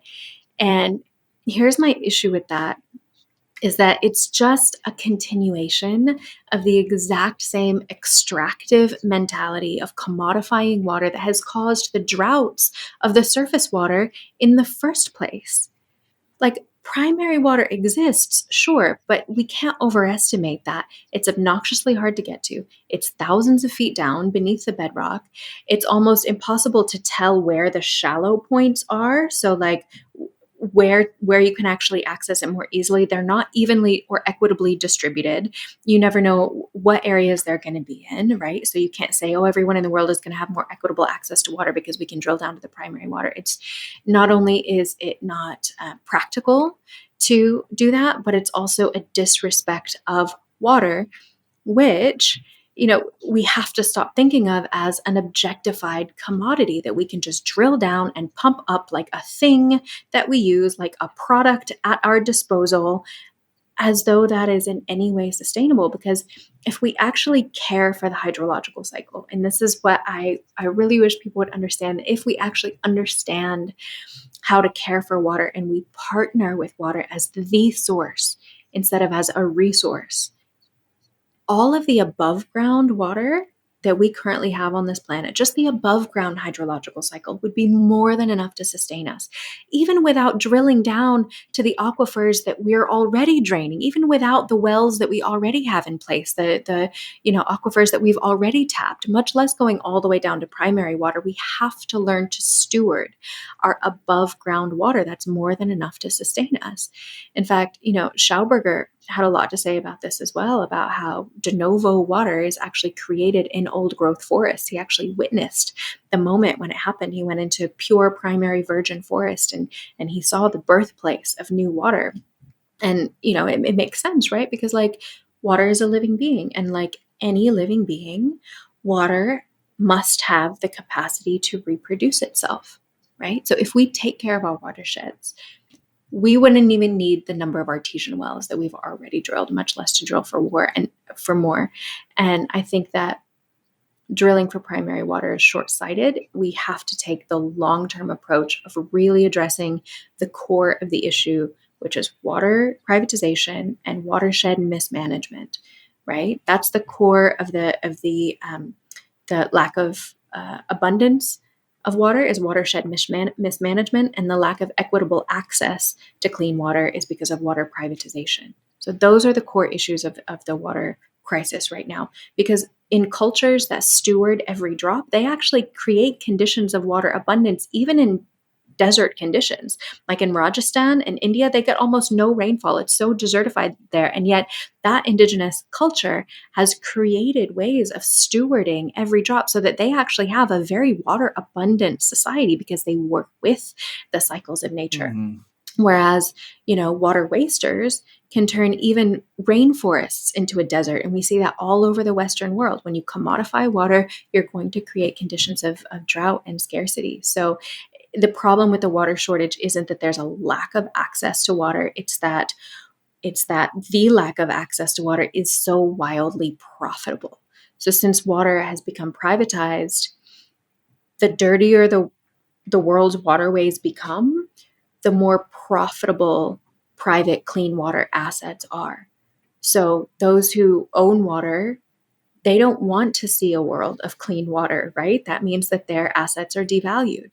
The more scarce Just like it the is, the more medical they system sell. doesn't want you to be healthy. Exactly. When capitalism gets involved, things suffer. That's just, unfortunately, it's just the way that it is. But it's also a beautiful key, an access point to humanity's freedom as well, right? Is to reclaim sovereign access to water as a decentralized commons, just as it always has been all throughout human history, because we have to restore a right relationship with our watersheds. No one can own life itself, but if people own the Don't source tell of Bill life, Gates that. if people own the sustenance of life, then the lives of all of those who need it to live are controlled as well. In fact, actually in Chinese, the symbol for water is the same as the symbol for control. It's the most valuable thing on the planet. You want to control your own life, control your own water. And that's just the law of supply and demand, right? If it's more scarce, it's more valuable. So it's not that there's not enough surface water, it's the misappropriation of that water and the commodification of it. And I want to make sure that people are not just like depressed by this, but empowered to really take action. So again, I'll share this resource again, waterstories.com. They are doing amazing work to really teach people how to bring water back to arid landscapes and arid environments and create sustainable regenerative water cycles on the land. They have something called the Core Course, which I cannot recommend highly enough. Use the code Water is Life. They're actually working with Rajendra Singh and some other people who have done this really successfully in a lot of really arid landscapes. So that's very, I'm getting long-winded and I'm not even like halfway through addressing your question yet. But the next part of your question was water in space. It's so beautiful to me. I've been really enjoying the study of this year in particular. I've been really getting into like astrobiology and hydrocosmology and all of that kind of thing, because, not only are we bodies of water living on a water planet, but the cosmos is so watery. In the Bible, it says God separated the water above from the water below to create the bubble of this firmament that we live in. And the more we peer into space, like the more that just seems really, really, really true. So 70% of all of the condensed matter in the outer solar system is water. And our solar system is surrounded by a cloud of water vapor called the Kuiper Belt. And the Kuiper Belt, that cloud of water vapor, is surrounded by another cloud of water vapor called the Oort cloud.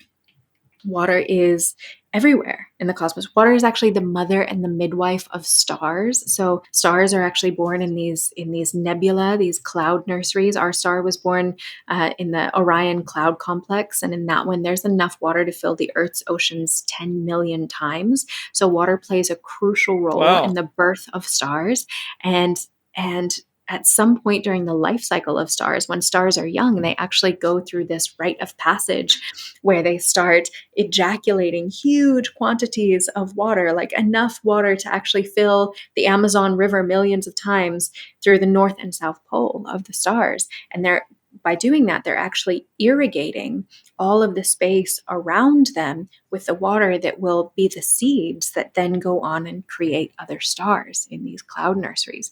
So we think of water as empty space, but it is like a water park up there. There's even a quote by, I forget the astronomer, or I don't even know if it was an astronomer, but someone working at NASA, which, I mean, generally speaking, I think NASA is a giant money laundering organization, and I hardly trust anything they say. But I thought this quote was particularly interesting. Exactly. He said that when you move through space, it's basically like walking through a very, very misty, cloudy day. It's like walking through a very thick cloud. So each watershed basically, like, I feel like our whole universe is comprised of watersheds nested within watersheds, right? So it's all fractal in nature. So each one of your cells is 70% water. Your body is 70% water. The earth is 70% water. 70% of the condensed matter in the outer solar system is water. 70% of the visible universe is hydrogen, which comes from the Latin hydro meaning water and gen meaning generative spirit. So the spirit of water is hydrogen. 70% of the visible universe. Everywhere we look, there's this fractal self-similarity of watersheds nested within watersheds. And each one of those watersheds is in communion with all of the other watersheds through the quantum entanglement of hydrogen, from the smallest water molecules of your body all the way up to the cosmic scale. And that's the holographic nature, the beautiful mystery of water itself, how it encodes the fractal matrix of reality into its very molecules. And also, the womb is a water space. And so, you're describing really, to me, wombs inside of wombs, which are places that create life of different types, and different types of water support different types of life. A couple thoughts that came to me while you were sharing there is, one, we're all familiar with IQ testing, and that's one means of measuring intelligence. It's not an effective one, but it is one that's out there. And then in the last, 15 years or so, the concept of spiritual IQ has emerged, and then we have emotional IQ. But I think it's high time that we develop water IQ. I think we really need to bring water intelligence into the public sphere, literally as a means of survival. And I think, the water IQ may be more important than the IQ test that you get at school versus your, because your emotional IQ is going to be directly related to your water IQ, and so is your spiritual IQ. And, if you had to say, well, which of those is the most primary? Well, your water IQ is the most primary, because without it, you're going to end up killing yourself slowly and uncomfortably anyhow, and turn yourself into a drug cushion, a pin cushion in a drug dispensary. But the other thing that came to me is that, when I look at the body and how it's designed, the nervous system, the central nervous system, is cased in bone and put as deep as possible because it's very sensitive and it has to be protected. And so when we're looking at this primary water, my first concern is, I wouldn't want anyone drilling down to that primary water until we really understand why Mother Nature buried it so deep. Because there's probably some very, very important functions to the entire life of the planet itself. And some of those functions that immediately come to my mind is, there's a massive amount of crystal in the earth. And crystal, as you know, amplifies frequencies. And we're moving through fields of information as the planet moves around in space. And we know that because we get in a different, when Mercury's in retrograde, it's affecting us. When we have different constellations that affect us. Jesus was born in the sign of Pisces. And then you see that the psyche of man changes as we're under the influence of these different astrological configurations. And therefore, the point I'm making is that water is a very, very wickedly receptive fluid to frequency of the vast, vast range of frequencies. And when you couple water and crystals, you get an amplifier. So, and then if you look at the concept of the logos, and without going through a long description, but you have different structures of logos. And so logos is really essentially the divine idea or plan. And our sun is said by great seers and spiritual masters to be a logos, which guides and directs life in the solar system. So it's kind of like the mother, and the planets are in its womb. And so the point I'm making is the primary water probably has a very important interaction with all the crystals in the earth that are picking up all the information from the other planets and the sun, and potentially the entire galaxy or the universe. So taking the water out of the primary water could be equivalent to just sucking blood out of somebody's body, and they'll just go unconscious at some point and die. Yeah. So I just wanted to throw it on the table because I think that human beings are so quick, like you said, to be consumers and say, oh, there's water there, just drill down. And like you said, we can't keep doing stupid shit with water. And I don't think we should be touching, what could be as important to the earth as our heart is to us until we really understand why it's there, why it's so deep, and what the damage we can do by extracting that. And a good example of that is I've read a number of books talking about the dangers of oil drilling. And one of the theories is that oil has to be in the earth because it acts like a buffer for the molten core of the earth, and that it is actually like a shock absorber and keeps everything in its right place at the right temperature and keeps the core of the earth from oscillating, just like an engine has to have I'm brain farting. It's the harmonizer. You put the harmonizer on the crankshaft and it keeps the engine from vibrating too much. But so the theory there is that if we keep extracting oil, we could cause huge problems inside the core of the earth. Now, I don't know whether that theory is correct or not, but my only point is we don't really know why that water's there. We don't know why it's so deep, and we don't know what its ultimate functions are. And until we do, we should not touch it, just like we shouldn't open people's bodies up and start cutting out organs. A good example of how stupid the medical system can be is they say that the appendix is a remnant that's no longer needed, but it's a key lymphatic organ. Yeah. And anybody that has an appendix problem has a toxicity problem and needs to really seriously look at their health. And I can't tell you how many people with appendicitis I've worked with in my career. But the point being is just the way they just cut it out and say we don't need it anymore. It's the same attitude that they have towards things on the planet. I think this is just dangerously shallow, very dangerously shallow. It is. And rather than having an extractive mentality towards it, we have to start having a reciprocal communion with water, where we are in this dynamic dance of communication with water. Because again, water is a sentient, intelligent, living entity. It's not just a thing for us to use.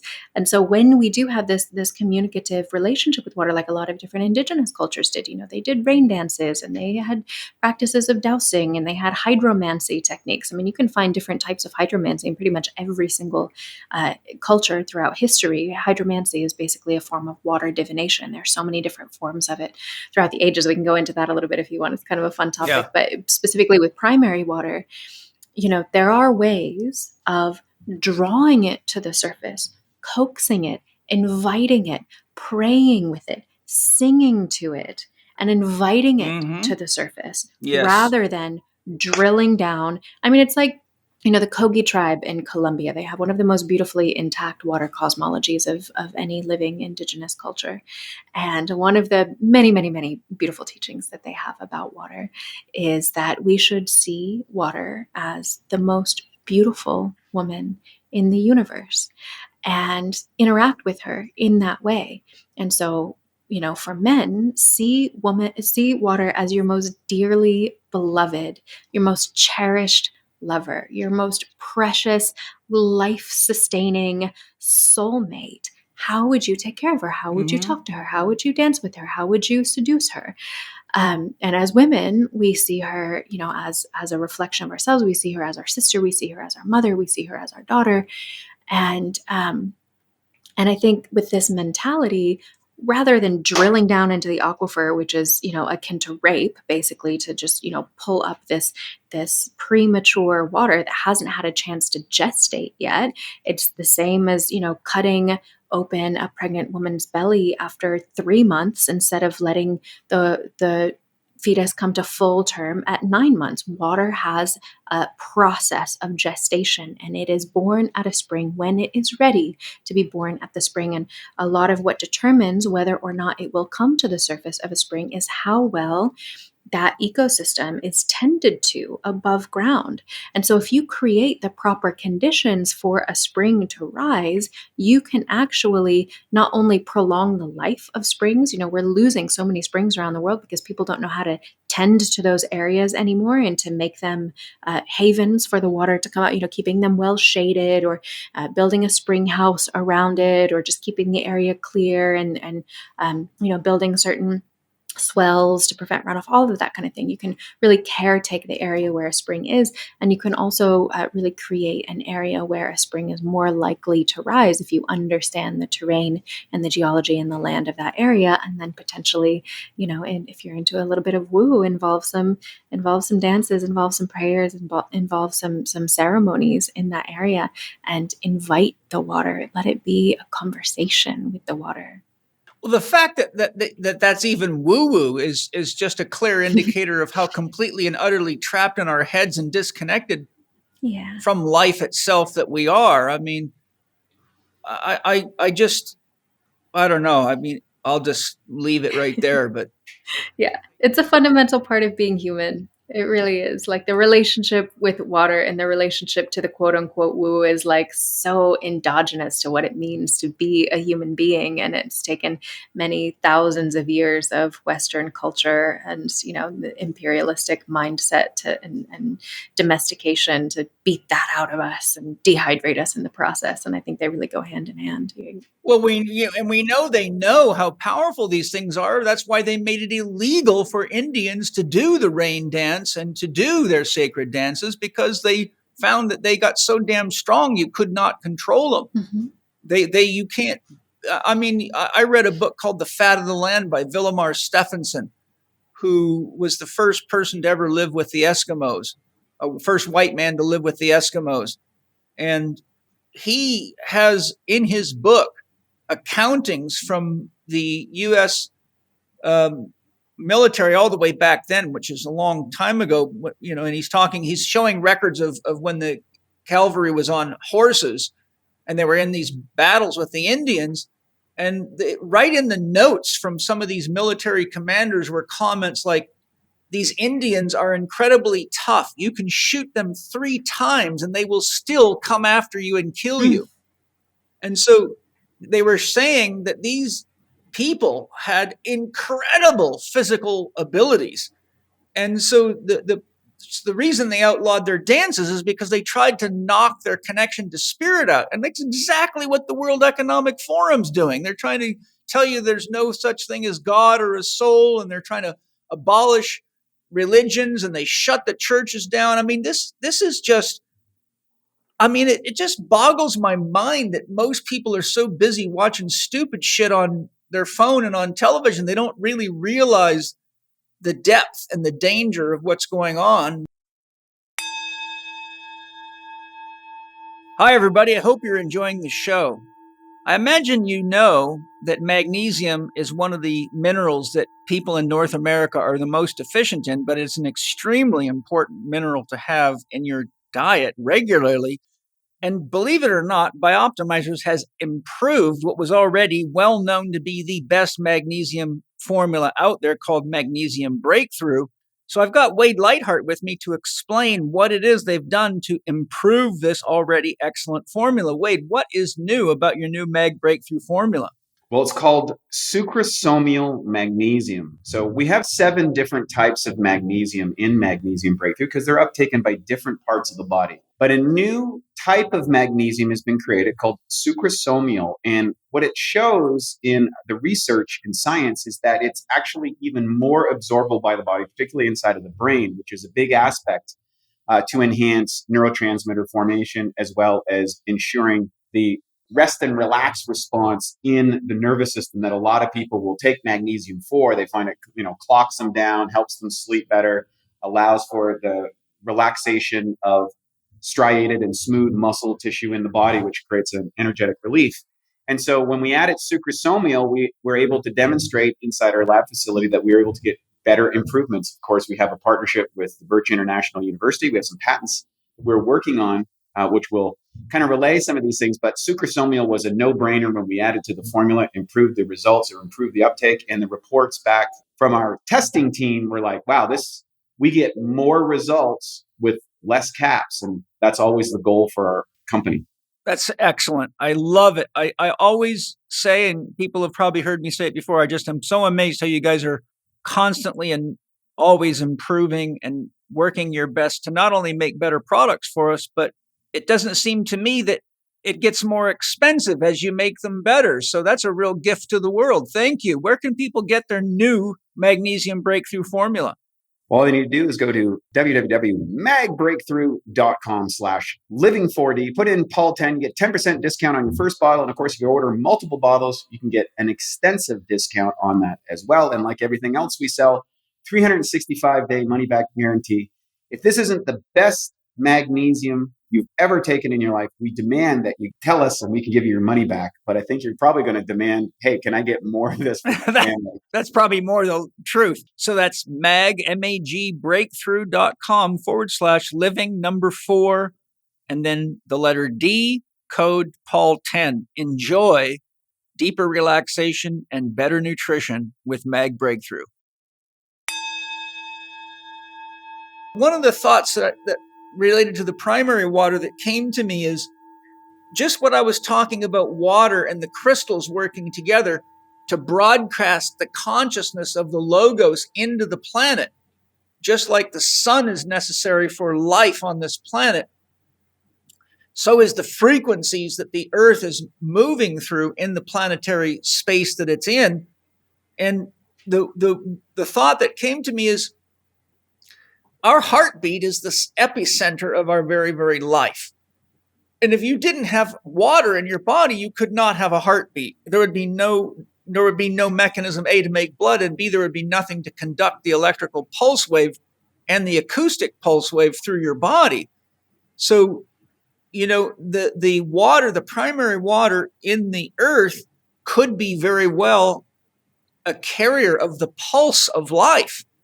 And if we don't take care of our water, then it's very much like losing touch with the epicenter of your own being. And when I work with depressed people or young people that feel lost and don't know why they're alive, or, they feel so insignificant and so small, one of the practices I give them is I say, put your hand over your heart. If you can't feel your heartbeat, put it on your carotid pulse and just relax and listen as though you were listening to a medicine man drumming to you, and listen to your soul's song. Mm-hmm. And if you just empty yourself and listen deeply to your own soul playing you into existence, you can find why you're here. You can listen to the Great Mother, because the Great Mother has breathed you into existence and is pulsing your heart every minute of every day, because you are here to contribute to the plan of life and express your co-creative, your unique potentials. So the point being is, just as our heart is sacred and it's the center of our existence, my concern is that the primary water of the earth may very well be the same thing, and extracting that water may be just like cutting your wrists and bleeding to death and ending your own existence, except on a much bigger scale. Mm-hmm. But anyhow, those are just some thoughts. Some of these things, I'm sorry to say, I get pissed off. I'm right there with you. I tell you what, man, it's a spiritual practice for me to just try to have empathy and compassion for the level of ignorance. And it's not the ignorance that bothers me, it's the malice, because there's a lot of people inside these large corporations. There's no way they could know how to do the trickery they know unless they know enough about water and everything else we're talking about to know how to fuck the system up, right? Yeah. A medical doctor with his training or her training would be very easily capable of poisoning somebody, because they know exactly what will damage the heart or damage the brain or stop the heart, etc. And the people that are behind all this know, to have the technology to create COVID vaccinations and 5G control of people, you have to know enough about how all these things work to also know why they're dangerous to the planet and to people. So what upsets me is the malice. To me, that's just straight up evil, and I have to take time to do my own shadow work and healing to address the anger I get inside of me. Because the problem is I can only speak for myself, but it honestly, as a soldier, it makes me mad enough that I feel like I need to round up a bunch of my soldier buddies and start cleaning house. But the problem is now I'm using evil to address evil, and that's a checkmate that I find myself in a lot, and so I have to sit and meditate on how to get that pain out of me. But to me, watching what we're doing to the planet is no different than watching people abuse children, or sexually abuse, or mentally or emotionally abuse children, and there's just way too much of that going on as well.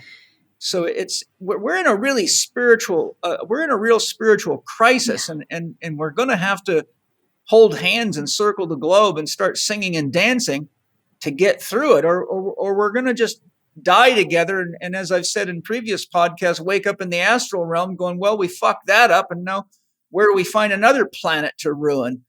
I think it's time for us all to grow up and start paying attention to what really matters most. And it isn't a lot of the shit we spend so much time and energy investing in. I mean, the whole corporate political thing is really just a big fucking smokescreen. And I'll stop there because I'm starting to get wound up about this shit. But I have another question for you if you're ready. I mean, I completely relate with what you're saying. Of course, it's absolutely heartbreaking, especially when you have the eyes to see, right? It's like, how is this? Yes. How can human beings do this? Are they even human? And especially when That's I see what's happening with water, because water is being used as a weapon of war. Water has been used as a weapon of war all throughout history. It's the one thing that everybody needs for everything. And so if you can target water, you can impact and control everything more easily than anything else. So we see it in war-torn areas where, the dominant, battle, or the dominant, the dominant side of the war will cut off the other person's supply to water, or they will purposefully poison their water. And that's really the overt sense of water being used as a weapon of war. But there's a much more covert sense of water being used as a weapon of war. And that's as a part of this silent war that unfortunately we are all experiencing in the Western world right now, where it is still being used as a carrier of poisons and chemical weapons that are being delivered directly into our bodies. It's also being used in this strangely vampiric way where, that we have in many cities this toilet to tap system, which is a closed loop system where water comes into people's homes and businesses, and then it's used, it's excreted, and then it goes back to the filtration plant, which somewhat filters it to the best of its ability. But it then goes back to homes and businesses, and then you drink it again. So the reason why we're finding all of these pharmaceuticals in the water is not because they're dumping pharmaceuticals in the water, but because people are peeing them out and they can't get properly filtered out. So if you're drinking people's filtered pee, people's filtered urine, well, what is urine? It's basically filtered blood plasma with urea and proteins. So it is this strangely vampiric system of drinking each other's blood in the cities where this is happening, not to mention all of the straight up neurotoxins and poisons and things like atrazine. Atrazine has been known to turn male frogs into female frogs in the wild. The effect that it's having on the human endocrine system is an absolute horror. It should be a war crime, but no one is talking about the silent war. And it's enough to make you lose faith. It's enough to make you get incredibly livid and rageful. But I've found that water even has the answers to this too, at least for myself. So, in the Taoist tradition, basically the entire Tao Te Ching is a whole book comparing God to water, comparing the Tao to water. The Tao is like water, the infinite energy, the primary principle of the universe is like water in all of these different ways. And here are all of the ways that we can learn from water, because we can't see God directly, but we can see water. And so water as the body of God can teach us about divinity. And so when we are in a state of emotional turmoil, what can we learn from water? And water has so much to teach us about humility and about always seeking the lowest place, not seeking to, think that we know everything, or think that we have the answers, or think that we have the way and everybody else is wrong, or think that, water accepts everyone, regardless of their color, their caste, their creed, regardless of where they're from, regardless of what a shitty, toxic person they may be. If you come into a body of water, that water will embrace you no matter what. I mean, I had the opportunity to study with some Balinese water priests I was living down in Indonesia for over a year, and the dominant religion there is Agama Tirta, which is the holy water religion. So they have the most incredibly complex, ritualistic, and long-standing cultivation of a relationship with water. They've been really stewarding their holy water practices for hundreds, thousands of years. And one of the things that's a big part of the culture is doing melukat rituals. And melukat is basically like a baptism, but it's something that anyone and everyone can do all the time, anytime. You do it full moons, you do it new moons, you do it at a birthday, you do it on the weekends, you do it anytime you feel a little bit off. And that water, no matter what you bring to it, no matter what rage you bring to it, no matter what heartbreak you bring to it, no matter how broken you feel, no matter if you feel like the crappiest person in the world, or you straight up want to murder somebody else who you think is the crappiest person in the world, that water will embrace you and will cleanse you, and has this ability to teach us unconditional love, unconditional acceptance. And yet, water is a badass. Like, water is the strongest thing on the planet. Water can flood a region. Typhoons can destroy a town. Hurricanes are one of the strongest forces in nature. How is lightning generated? Lightning is generated by the charged forces of water in the atmosphere. Like, water is the queen of this planet. She doesn't take bullshit, but she does accept with humility. And so I think finding that balance and really learning from water in that way has, for me, been really helpful in not losing hope or losing faith, or just getting really angry about things. Like, anger can be good medicine, if you're actually gonna become a typhoon. But I think it can be toxic as well if we hold on to it. Oh yeah, I understand these things, of course, but I felt I would be honest about sharing my spiritual tightrope that I'm dancing on quite regularly, because when you study as much as I have in my life, we're only talking about water. I could put 25 things on the table that are just as bad and just as dangerous, and the same fucking people are doing the same shit. And so, it's for me, Earth is a spiritual school where we come to learn how to handle the polarities of consciousness to create love and beauty, and everything else is an experiment. And it's an opportunity to take responsibility for the God force within each of us. That's what karma is. It says you get to be God, but you also have to be God and take responsibility for what you create. You punch somebody in the face, that's what you created. They're going to punch you back most likely, and that's your responsibility to deal with that. That's at its core, karma is action reaction. And I think that we can't wait for other people to fix the problem. We can't sit around waiting for a Donald Trump or any other person, even Robert F. Kennedy. Robert F. Kennedy, if he becomes president, won't be worth anything if we don't get together with him and work together to make the world a better place. And cross your fingers, because the closer he gets to that presidency, the more lead there will be pointed at him, because we already see how that's played out. So, Well, bless him. At the end of the day, we're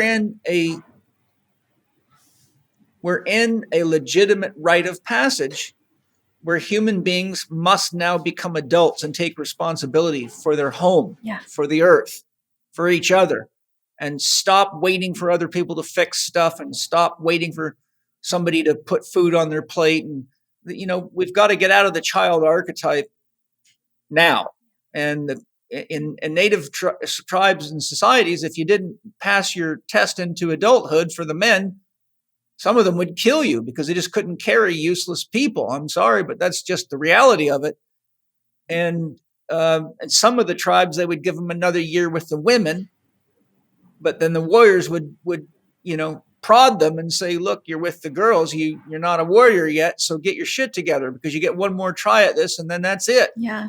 And I have so much compassion for how hard it is for some people to do that, because even though I completely agree with you, that is what is necessary. That is the crux that we are at as a species at this point in time, is, are we going to step up to the plate? Not just collectively, but really individually, each and every one of us. Are you going to step up to the plate of your life?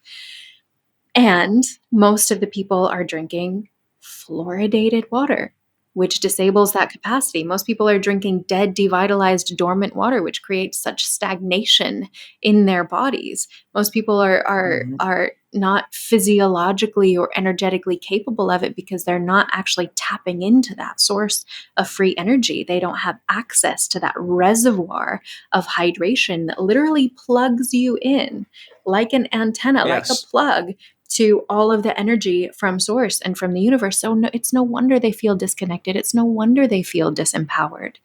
Yes, and I understand that, and that's why this podcast is devoted. And look, I've got 830 something videos on my YouTube channel for free to teach people. I mean, almost anybody on this planet could, just on my YouTube channels, learn how to get healthy. All they got to do is go there and watch and do it. Yeah. It's such an amazing point in time that we're living at now, that everything is right at your fingertips. Like, it's possible. It's possible for everyone. We just all have to play our little role, and we have to keep getting it out there, and we have to keep meeting people, and just being a living example of it. Yeah. And I think, I think we're going through what we're going through because it's part of our own maturation process as spiritual beings. We're learning to really see the consequences and the power of free will. Osho said the most dangerous thing in the world you'll ever experience is freedom. And almost anybody that has reached a level of authentic freedom has been killed for it. And people attack free people, and I think we're in a spiritual growth and development process where we come to learn the responsibility of creating freedom and accepting the spiritual responsibility of being a leader from a place of freedom, knowing that it could be how you get yourself killed. But I tell people all the time, I'd far rather die giving my best effort to heal the planet and help people wake up. And, if they were to execute me, or, many people were sending me emails and still do, like, Paul, aren't you worried that they're going to, attack you or defame you or take you out for all the things you're saying on your podcast? And I say, well, look, there's no better way to die than knowing that you were being honest and doing your very best for everybody. And so for me, that's just a risk that we all have to take. And, that's the difference between a hero's death and something else. And so I think we're all right there. Everyone's going to die, but not everyone is going to fully live. That's it. So the goal should not be to not die. The goal should be to fully live. Yeah. And I can say that I've really lived. I've enjoyed a really rich life of diversity in study and learning, so that I could understand what was important. And being raised on a farm, it's a lot easier because you get your report card every day. You forget to water and feed animals, you starve to death, and you go broke. You don't do a good job, there's a consequence. So one of the things I think would tremendously help our whole world population is if we stop depending on big food suppliers and commercial food suppliers and started just thousands and thousands of small farms, and really got the great farmers of the world to be on television and guide everybody, so that we all could actually see. I tell people all the time, because I deal with a lot of people having health problems and mental emotional problems. So you'll probably get a chuckle out of this. A lot of these things boil, especially with younger people, they boil down to a lack of responsibility. So here's one of my exercises, one of my healing exercises. Go choose a plant from a nursery that you really like, and water that plant and take care of that plant and develop a relationship with it. And you would not believe how many people's plants die because they forget to water them and take care of them. And I say, there you go. That plant is a symbol for your body. And the reason the plant died is the same reason you're sick, because you're not paying attention to what it takes to nurture life. So you need to reorient your life towards life, Yes. not towards distractions. There's mixed opinions from various scientists and water experts regarding EMF pollution, such as 5G satellites' influence on the water. Some say it doesn't do anything to water. Others, such as Dolph Zantinga, express serious concern regarding the damage we're doing to water with all the EMF radiation, such as being bombarded by satellites. And we also have other high frequency devices such as radar and a bunch of other military applications. And, Dolph Zantinga told me that when they exposed water to 5G in their laboratory, even high quality structured water, it literally killed the water. And so that's a bit of a concern. Dolph expressed to me real concern about these satellites and what they could do to the oceans and the rivers and the lakes and the streams. I know you've spent far more time even than I have studying these things. I'd love to hear what your concerns are on this very issue. Yeah, I think it's a huge concern. I think it's one of the most important factors affecting the health of every living being on this planet right now. And yet, because it's a somewhat invisible one, it's not really, it's not in the common awareness right now. But water is extremely minutely sensitive. She's been called the sensory organ of the universe because she picks up on subtle vibratory frequencies of every kind along at least 60 octaves.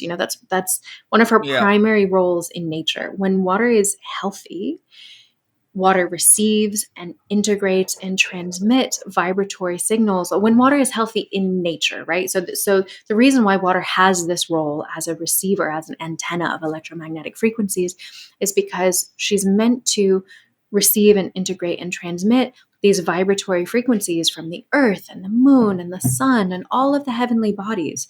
Theodore Schwenk did some beautiful research on this. He's one of my favorite water researchers. And he said I've read one of his books at least. Yeah, probably The Sensitive Chaos, which is another name for water, is the sensitive chaos.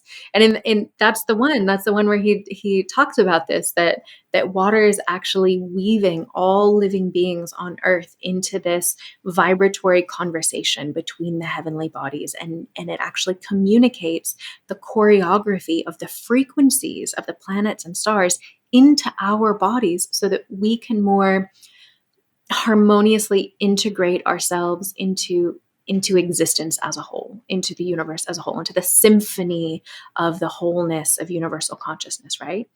But that's not what's happening with our water anymore, right? Quite the opposite. So that's what water sensitivity to electromagnetic frequencies is for, or at least part of what it's for. That's healthy water in nature.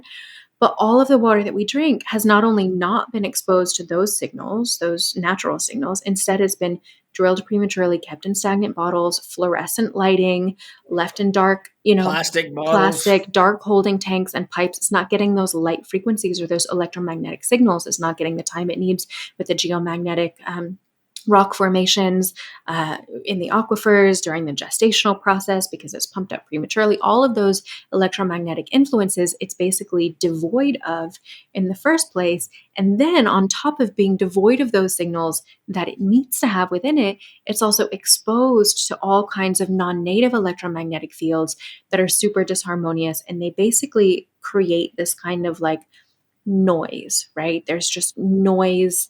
There's signals that are disrupting its ability to actually receive those signals from the cosmos. So it's not just that the water is resonating with Wi-Fi and cell phone signals and 5G and all of this kind of stuff. It's not just that the water is resonating with these disharmonious frequencies and these artificial signals, which the life forms that water then nourishes, that water then becomes, those life forms are not biocompatible with those signals. But it's also that it's actually being prevented from receiving the frequencies that it should have, the information that our bodies need. So if you think of water as being a dipolar molecule, so each water molecule has a north pole and a south pole, like a magnet, right? Then you'll see that when water is exposed to this really strong radiation, the north and the south poles can actually flip-flop on each other. Like if you imagine with structured water, if you imagine all of the poles of a whole lot of magnets really lining up really well with stability and with structure, that's what allows electromagnetic energy and information to pass smoothly among them, because all of the poles of magnets are lined together, and that electrical force, that electrical energy, like just like a circuit board, it can pass easily through. That's the ideal water, right? So that's what we want. But and when that happens, water becomes a superconductor, right? Some water that's highly structured. Dr. Mae Wan Ho talked about it. I know you're super familiar with all this already, but it becomes a superconductor. So through proton tunneling, through jump conduction, it can actually transmit signals and frequencies faster than the speed of light.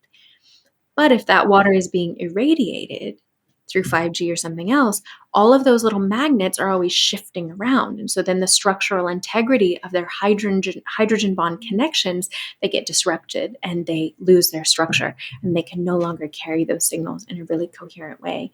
And I think one of the most interesting kind of ripple effects that we're just starting to see, and actually that I know of, Dolph Zantica's team is one of the only teams actually looking into this right now.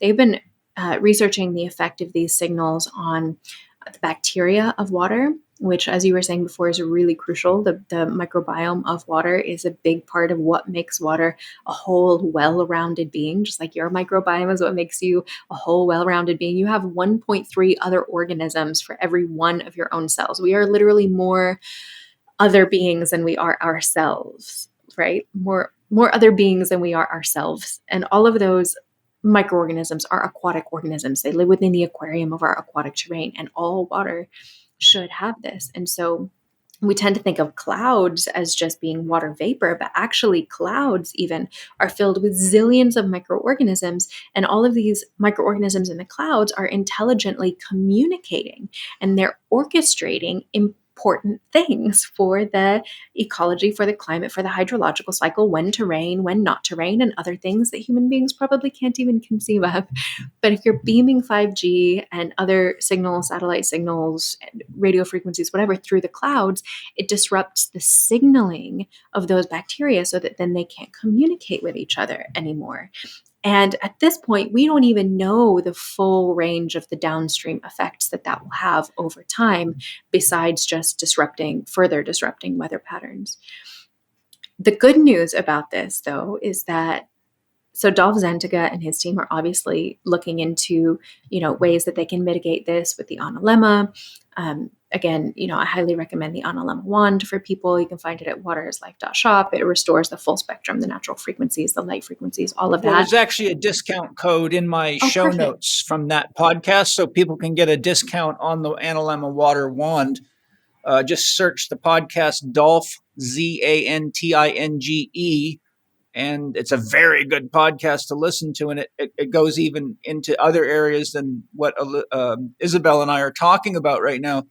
But you can get a discount. I think it's $189 product or something like that, and I can't remember what the discount is, but it's significant enough to be worth investing in it. If you've stuck with the podcast this far, you definitely want to go listen to Dolph Zantinga drop some serious knowledge and bombs on us. Yeah, that's going to be a good one. I'm going to have to go listen to that one too. I didn't know that you had before we chatted today, I didn't know you had talked to him. So yeah, everybody definitely listen to that podcast.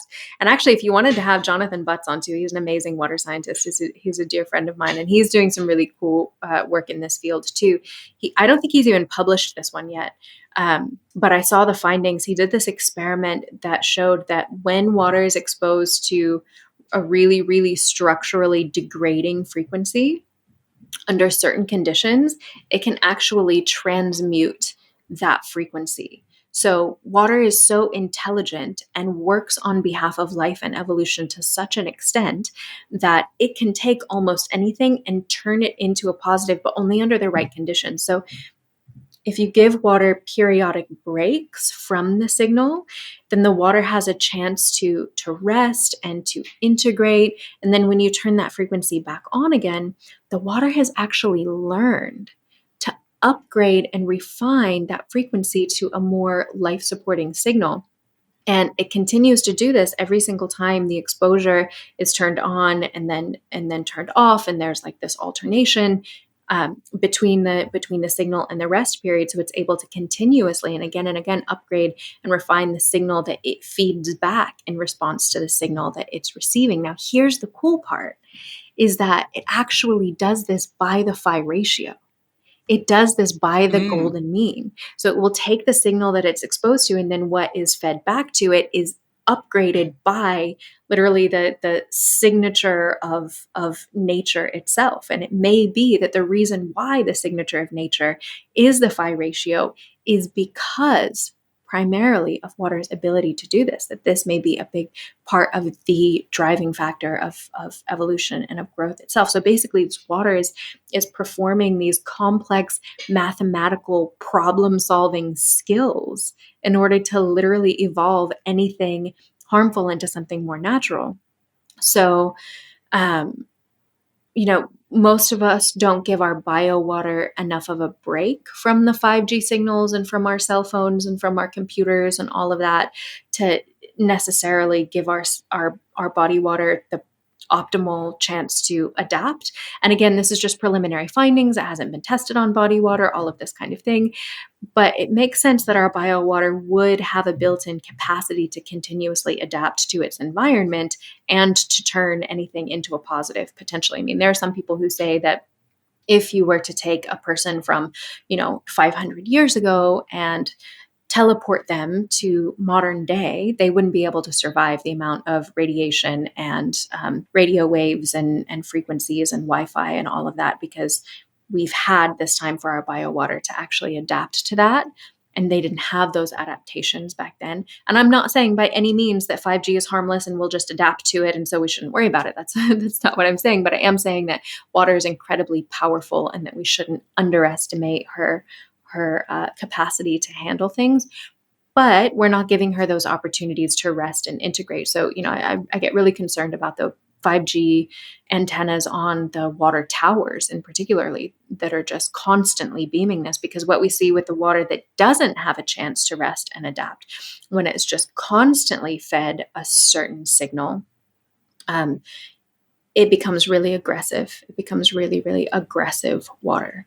And it can actually act out. It's funny because when you hear Jonathan talk about some of the things that they've seen in the laboratory, like they'll expose water to a certain frequency long enough, and then it'll literally just zap the frequency back into the computer equipment. They've actually fried whole computers that way because the water was just like, nope, that's it. I've had enough.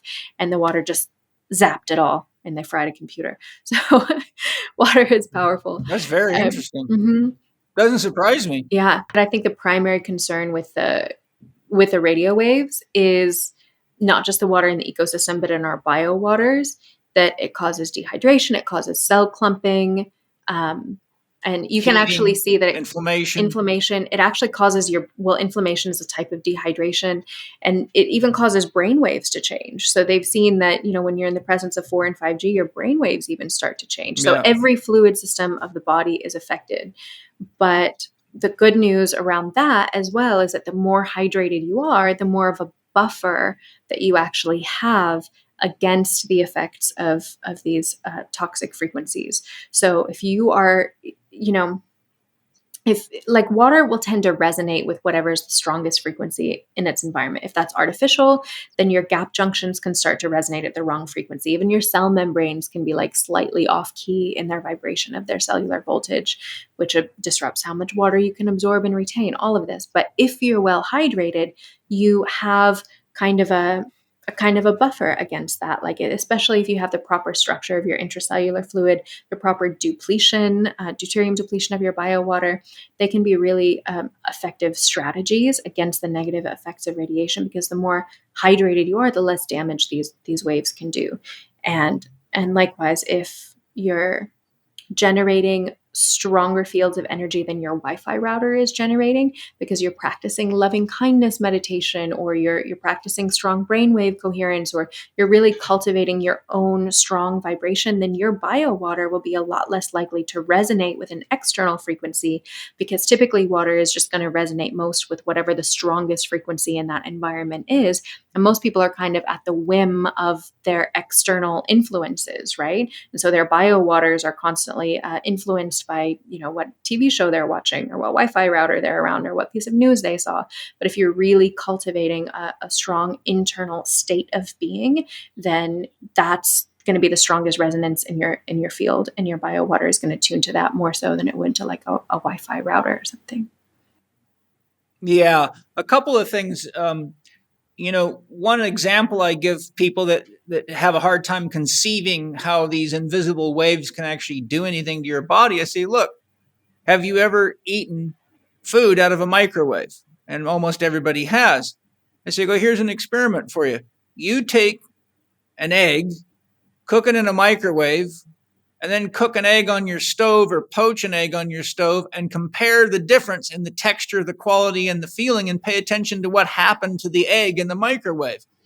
It's not at all the same thing. It's like something wrong with it. Anything cooked in a microwave is toxic, poisonous, and damaged. Even water shouldn't be heated in microwaves. Definitely. In fact, in the research I've done, when the Russians confiscated German tanks, they found they had microwave ovens in them during the Second World War, and they tested them and they found they were so dangerous they made it illegal to have them or use them. And so the other thing that is very important for people to realize, and some of the most listened to podcasts I've ever done, they're in the top 10 of all time listened to podcasts, is my podcast with Ibrahim Karim, the founder of Biogeometry, and Doria Karim, who did my second podcast. First, I did Ibrahim and Doria together. Then we did Doria to clarify questions people had. And then we did a third one with Ibrahim for our 200th episode celebration. But biogeometry technology, the home kit's only like $250, and it'll do 4,000 square feet. It comes with applications for your water mains and for your electrical mains, and it is incredibly effective. So for $250, you can radically change your living environment and support your water in amazing ways. And if you want to hear some awesome stuff, listen to my podcast with Doria and Ibrahim Karim, and there that you can get a discount code and you can get all the information to buy the home kit, their pendant, which helps heal your organs and glands and keeps you stable, their L90, which blocks damaging frequencies of all types, even psychic frequencies. So there are some options for us out there to help get us healthy enough to get into the game and start healing the planet together. Isabel, we're only about halfway through the questions. So what I'd like to do, because I have another podcast coming up and I need time to eat lunch, would you be willing to get together again and go through the rest of what we haven't covered today and share more? Yeah, I would be happy to. I love chatting with you. This has been fun. Yeah, it's very fun. And maybe what we can do is we're let's see, we're on question 5 out of, I don't know what it was. I think like 15. 15. So why don't you look through those and then add anything you want. Just share to me for our next podcast what you think's most important for people to hear. We'll bounce it back and forth, and I'll have Penny just reschedule you, and we will continue to go into this because, as you know, we haven't got into the juiciest stuff, which is the spiritual, the deep spiritual stuff. Yeah. Because I wanted to cover kind of the nuts and bolts for the average person first. But by the time that people have listened to this podcast, I'd like to really get into the spiritual and the consciousness stuff and the things that you and I have been going back and forth with on email. And I really just think that we can help people understand water at a spiritual level in ways that could become part of their daily spiritual practice and really help change the consciousness about water in the world. So before we call it for today, where can people find you? What would you like to make people aware of? You know, I know you've got courses, you've got a website. Please share whatever services you offer, anything that you want to share so that people can find you. Because I got to tell you, I've studied a lot of stuff on water. I've probably got 50 books on water. And I've read a lot. I've read all Schauberger's stuff. I've read Steiner's stuff. I've read a lot. And I got to give it to you, Isabel. For a young woman, you are just on fire. I mean, it's like God's breathing the spirit of water right through you. And It's one thing to talk to someone that knows a lot about water, but man, I really feel your soul, and you're like the reincarnation of Mother Water coming to wake people up. And I'm really grateful that you're here. You're a great example of a soul who is following her whole soul impulse to come do what she came to do for the world. And I'm very proud of you. And I just really want people to know that Isabel has great courses and her writings are full on. I don't care how many fucking PhDs you have. Isabel's got something for you, baby. So I just want you to know I'm very deeply appreciative of you and your commitment and your passion and what you offer to everybody. And that's why I wanted you to be on the show, so people could realize there is people like you out there and we need to support you. So how can people find you and learn from you and support you in supporting them? Well, thank you so much. I'm so touched. That's such a beautiful reflection. I really appreciate that. And I feel very blessed to have found this work that I get to do every day. And I love it. And it's, just serving water is one of the most ecstatic things that you can do. And so thank you for seeing that and for acknowledging that and for having me on the podcast. I hope this first installment has been really helpful for a lot of people. And if people want to continue diving in deeper, like you said, I have a lot of courses, I have workbooks, I have webinars. People can book me for private consultations. All of that is at waterislife.academy. And listeners of this podcast can get 10% off any of the courses if they use the code LIVING4D. And in particular, if people are interested in more of the spiritual and the esoteric aspects of water wisdom, I really recommend the course, The Spirit of Water. It's 18 hours of just the most in-depth, spiritual, esoteric teachings about water. If you're interested more in kind of the hydrobiology of your water and biohacking hydration and how to have healthy internal waters and how our inner hydrology is mirrored by the hydrology of Mother Earth, I have a course called Internal Oceans. If you want to find water alchemy tools, filters, structures, etc., you can shop at waterislife.shop. People inevitably always ask me, the number one question that I get 1,000 times more than anything else is, what filter do you recommend? And so I'll just throw that out there now. The one I recommend is called the Spring Aqua Wet 7. You can also find that at waterislife.shop. It filters, structures, balances, energizes, and suffuses the water with molecular hydrogen. You can sign up for the newsletter at waterislife.love. And then I'm most active on Instagram, which is just my name, at Jen Isabel Friend. And then I'm on YouTube as well as Isabel Friend. And I hope people will come find me and stay in touch and reach out and say hello. I'm sure they will. And I'm grateful that you're accessible and that you've got all these services you just shared, because water is one of those things, as you know, where there's so much conflicting information. Mm-hmm. And it's like, you can read 5 books and get 5 radically opposed viewpoints on water. Yeah. So it takes somebody like you that's actually synthesized a lot of information to weed out, what's the silliness and the cheesy stuff from the good stuff. And that's what a master is for. That's what a mentor is for. When we're all on the hero's journey, and every hero has to find a mentor in order to prepare them for the ordeal. Mm-hmm. And I think in many ways you are the mentor to prepare us so that we don't have to go through more of an ordeal than we need to go through, because we're already in the ordeal, but we're lacking mentors. So if I'm here to do anything, I'm just here to point people towards water as the mentor. I'm just here to facilitate a deeper personal communion between each person and the water itself, because the water has all of the answers you need. The waters within you has all of the answers that you need. The waters in your ecosystem has all of the answers that we need. I don't want to be the teacher. I just want to point people towards the infinite, primordial, ever-present teacher of water that has all of the wisdom codes and all of the memory throughout all the universe. I do appreciate that, but I'll give you an analogy for that. I can just tell people, talk to your soul and send them home, or I can teach them how to make contact with their soul, which will give you the same answers that the water will. Mm-hmm. So it takes the mentor to help clear the blockages you have and orient your consciousness and give you the wisdom you need to understand that this isn't foo-foo, this is real, so that you have the confidence that you can connect with water and be guided. So it takes a mentor to get to the mentor. And I think you're the mentor that gets us to the mentor. Oh, thank you so much for that. And thank you for being such an incredible mentor to this entire community and all of the lives that you've touched and all of the books that you've written and all of the blessings that you're bringing to this planet. You are such a bright light and such an inspiration. And I'm really honored to come chat with you and excited to know you and to get to know you better and for the conversations we've been having. They've been such a joy. So thank you for all that you are. Yes, thank you.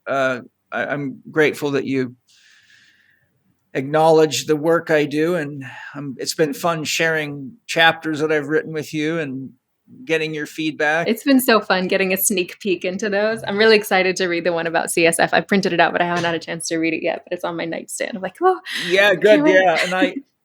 And I'm still trying to access that course that the guy did on cerebral spinal fluid and water. But when I got the link to the recording, I couldn't get it to come on. So there was some kind of a problem there. And so I have to figure that out. Oh, Dr. Mauro Zapatera's one? I think so. Yeah. Yeah. I'm excited to see that too. I haven't tried the recording link yet, but that's going to be a good one. Yes. Well, thank you to all of you for joining us today. And I hope you're excited to hear Isabel's return. I know I sure as hell am. And thank you to all of our sponsors for all your love and your amazing products. And thanks for all of you for buying things from the sponsors. When you use your Living 4D code, a little bit of that goes to the podcast to help me keep doing the research and paying the team to make the podcast and, making, we all have to eat. So thank you for supporting me so I can support you. And thank you guys for being the change and inspiring others and, loving each other into awakening so we can all do our best. And forgive me for expressing my anger at some of these things. Don't emulate my bad parts. I love how, no, you're real. You're authentic. Hell yeah. We're all angry about that stuff. Let's get all the listeners so riled up that we actually go out and make change in the world. Yeah. I got to tell me. Here I am, a 61-year-old man, and I still got that 22-year-old warrior in me. He just comes up and surprises me now and then. I'm like, yeah, and the cells of a 10-year-old as well, apparently. Yeah. Yeah, well, hopefully maybe 11 or 12. Now, that was when I was 54, so that was like, I don't know, 8, 7 Oh, no, your cells ago, are just hitting puberty. No wonder you're angry. That's the problem. That's the problem right there. Now I have an excuse. I can tell the girls, forgive me for looking at all these beautiful women. Isabel says I'm just going through puberty. Thank you, doctor, thank you for giving me an excuse to continue to behave like a young man sometimes. All right. Anytime. All right, everybody. Lots of love. Isabel, thank you. You're amazing. And I look forward to much more soon. Me too. Have a beautiful day, everybody. Bye-bye. Thank you for listening to Living 4D with Paul Chek and today's guest, Isabel Friend. Follow Isabel on Instagram at Jen Isabel Friend or check out her website, waterislife.shop, for all things water related, including tools for evaluating, filtering, structuring, balancing, and energizing water. Living 4D listeners can receive 10% off any of Isabel's water courses at waterislife.academy. Just use the code Living4D at checkout to save 10%. That's waterislife.academy and the code is Living4D. Catch up with Paul on Instagram, TikTok, and Threads at paul.chek, on Twitter at paulchek, or on his YouTube podcast channel, youtube.com/Living4D with Paul Chek.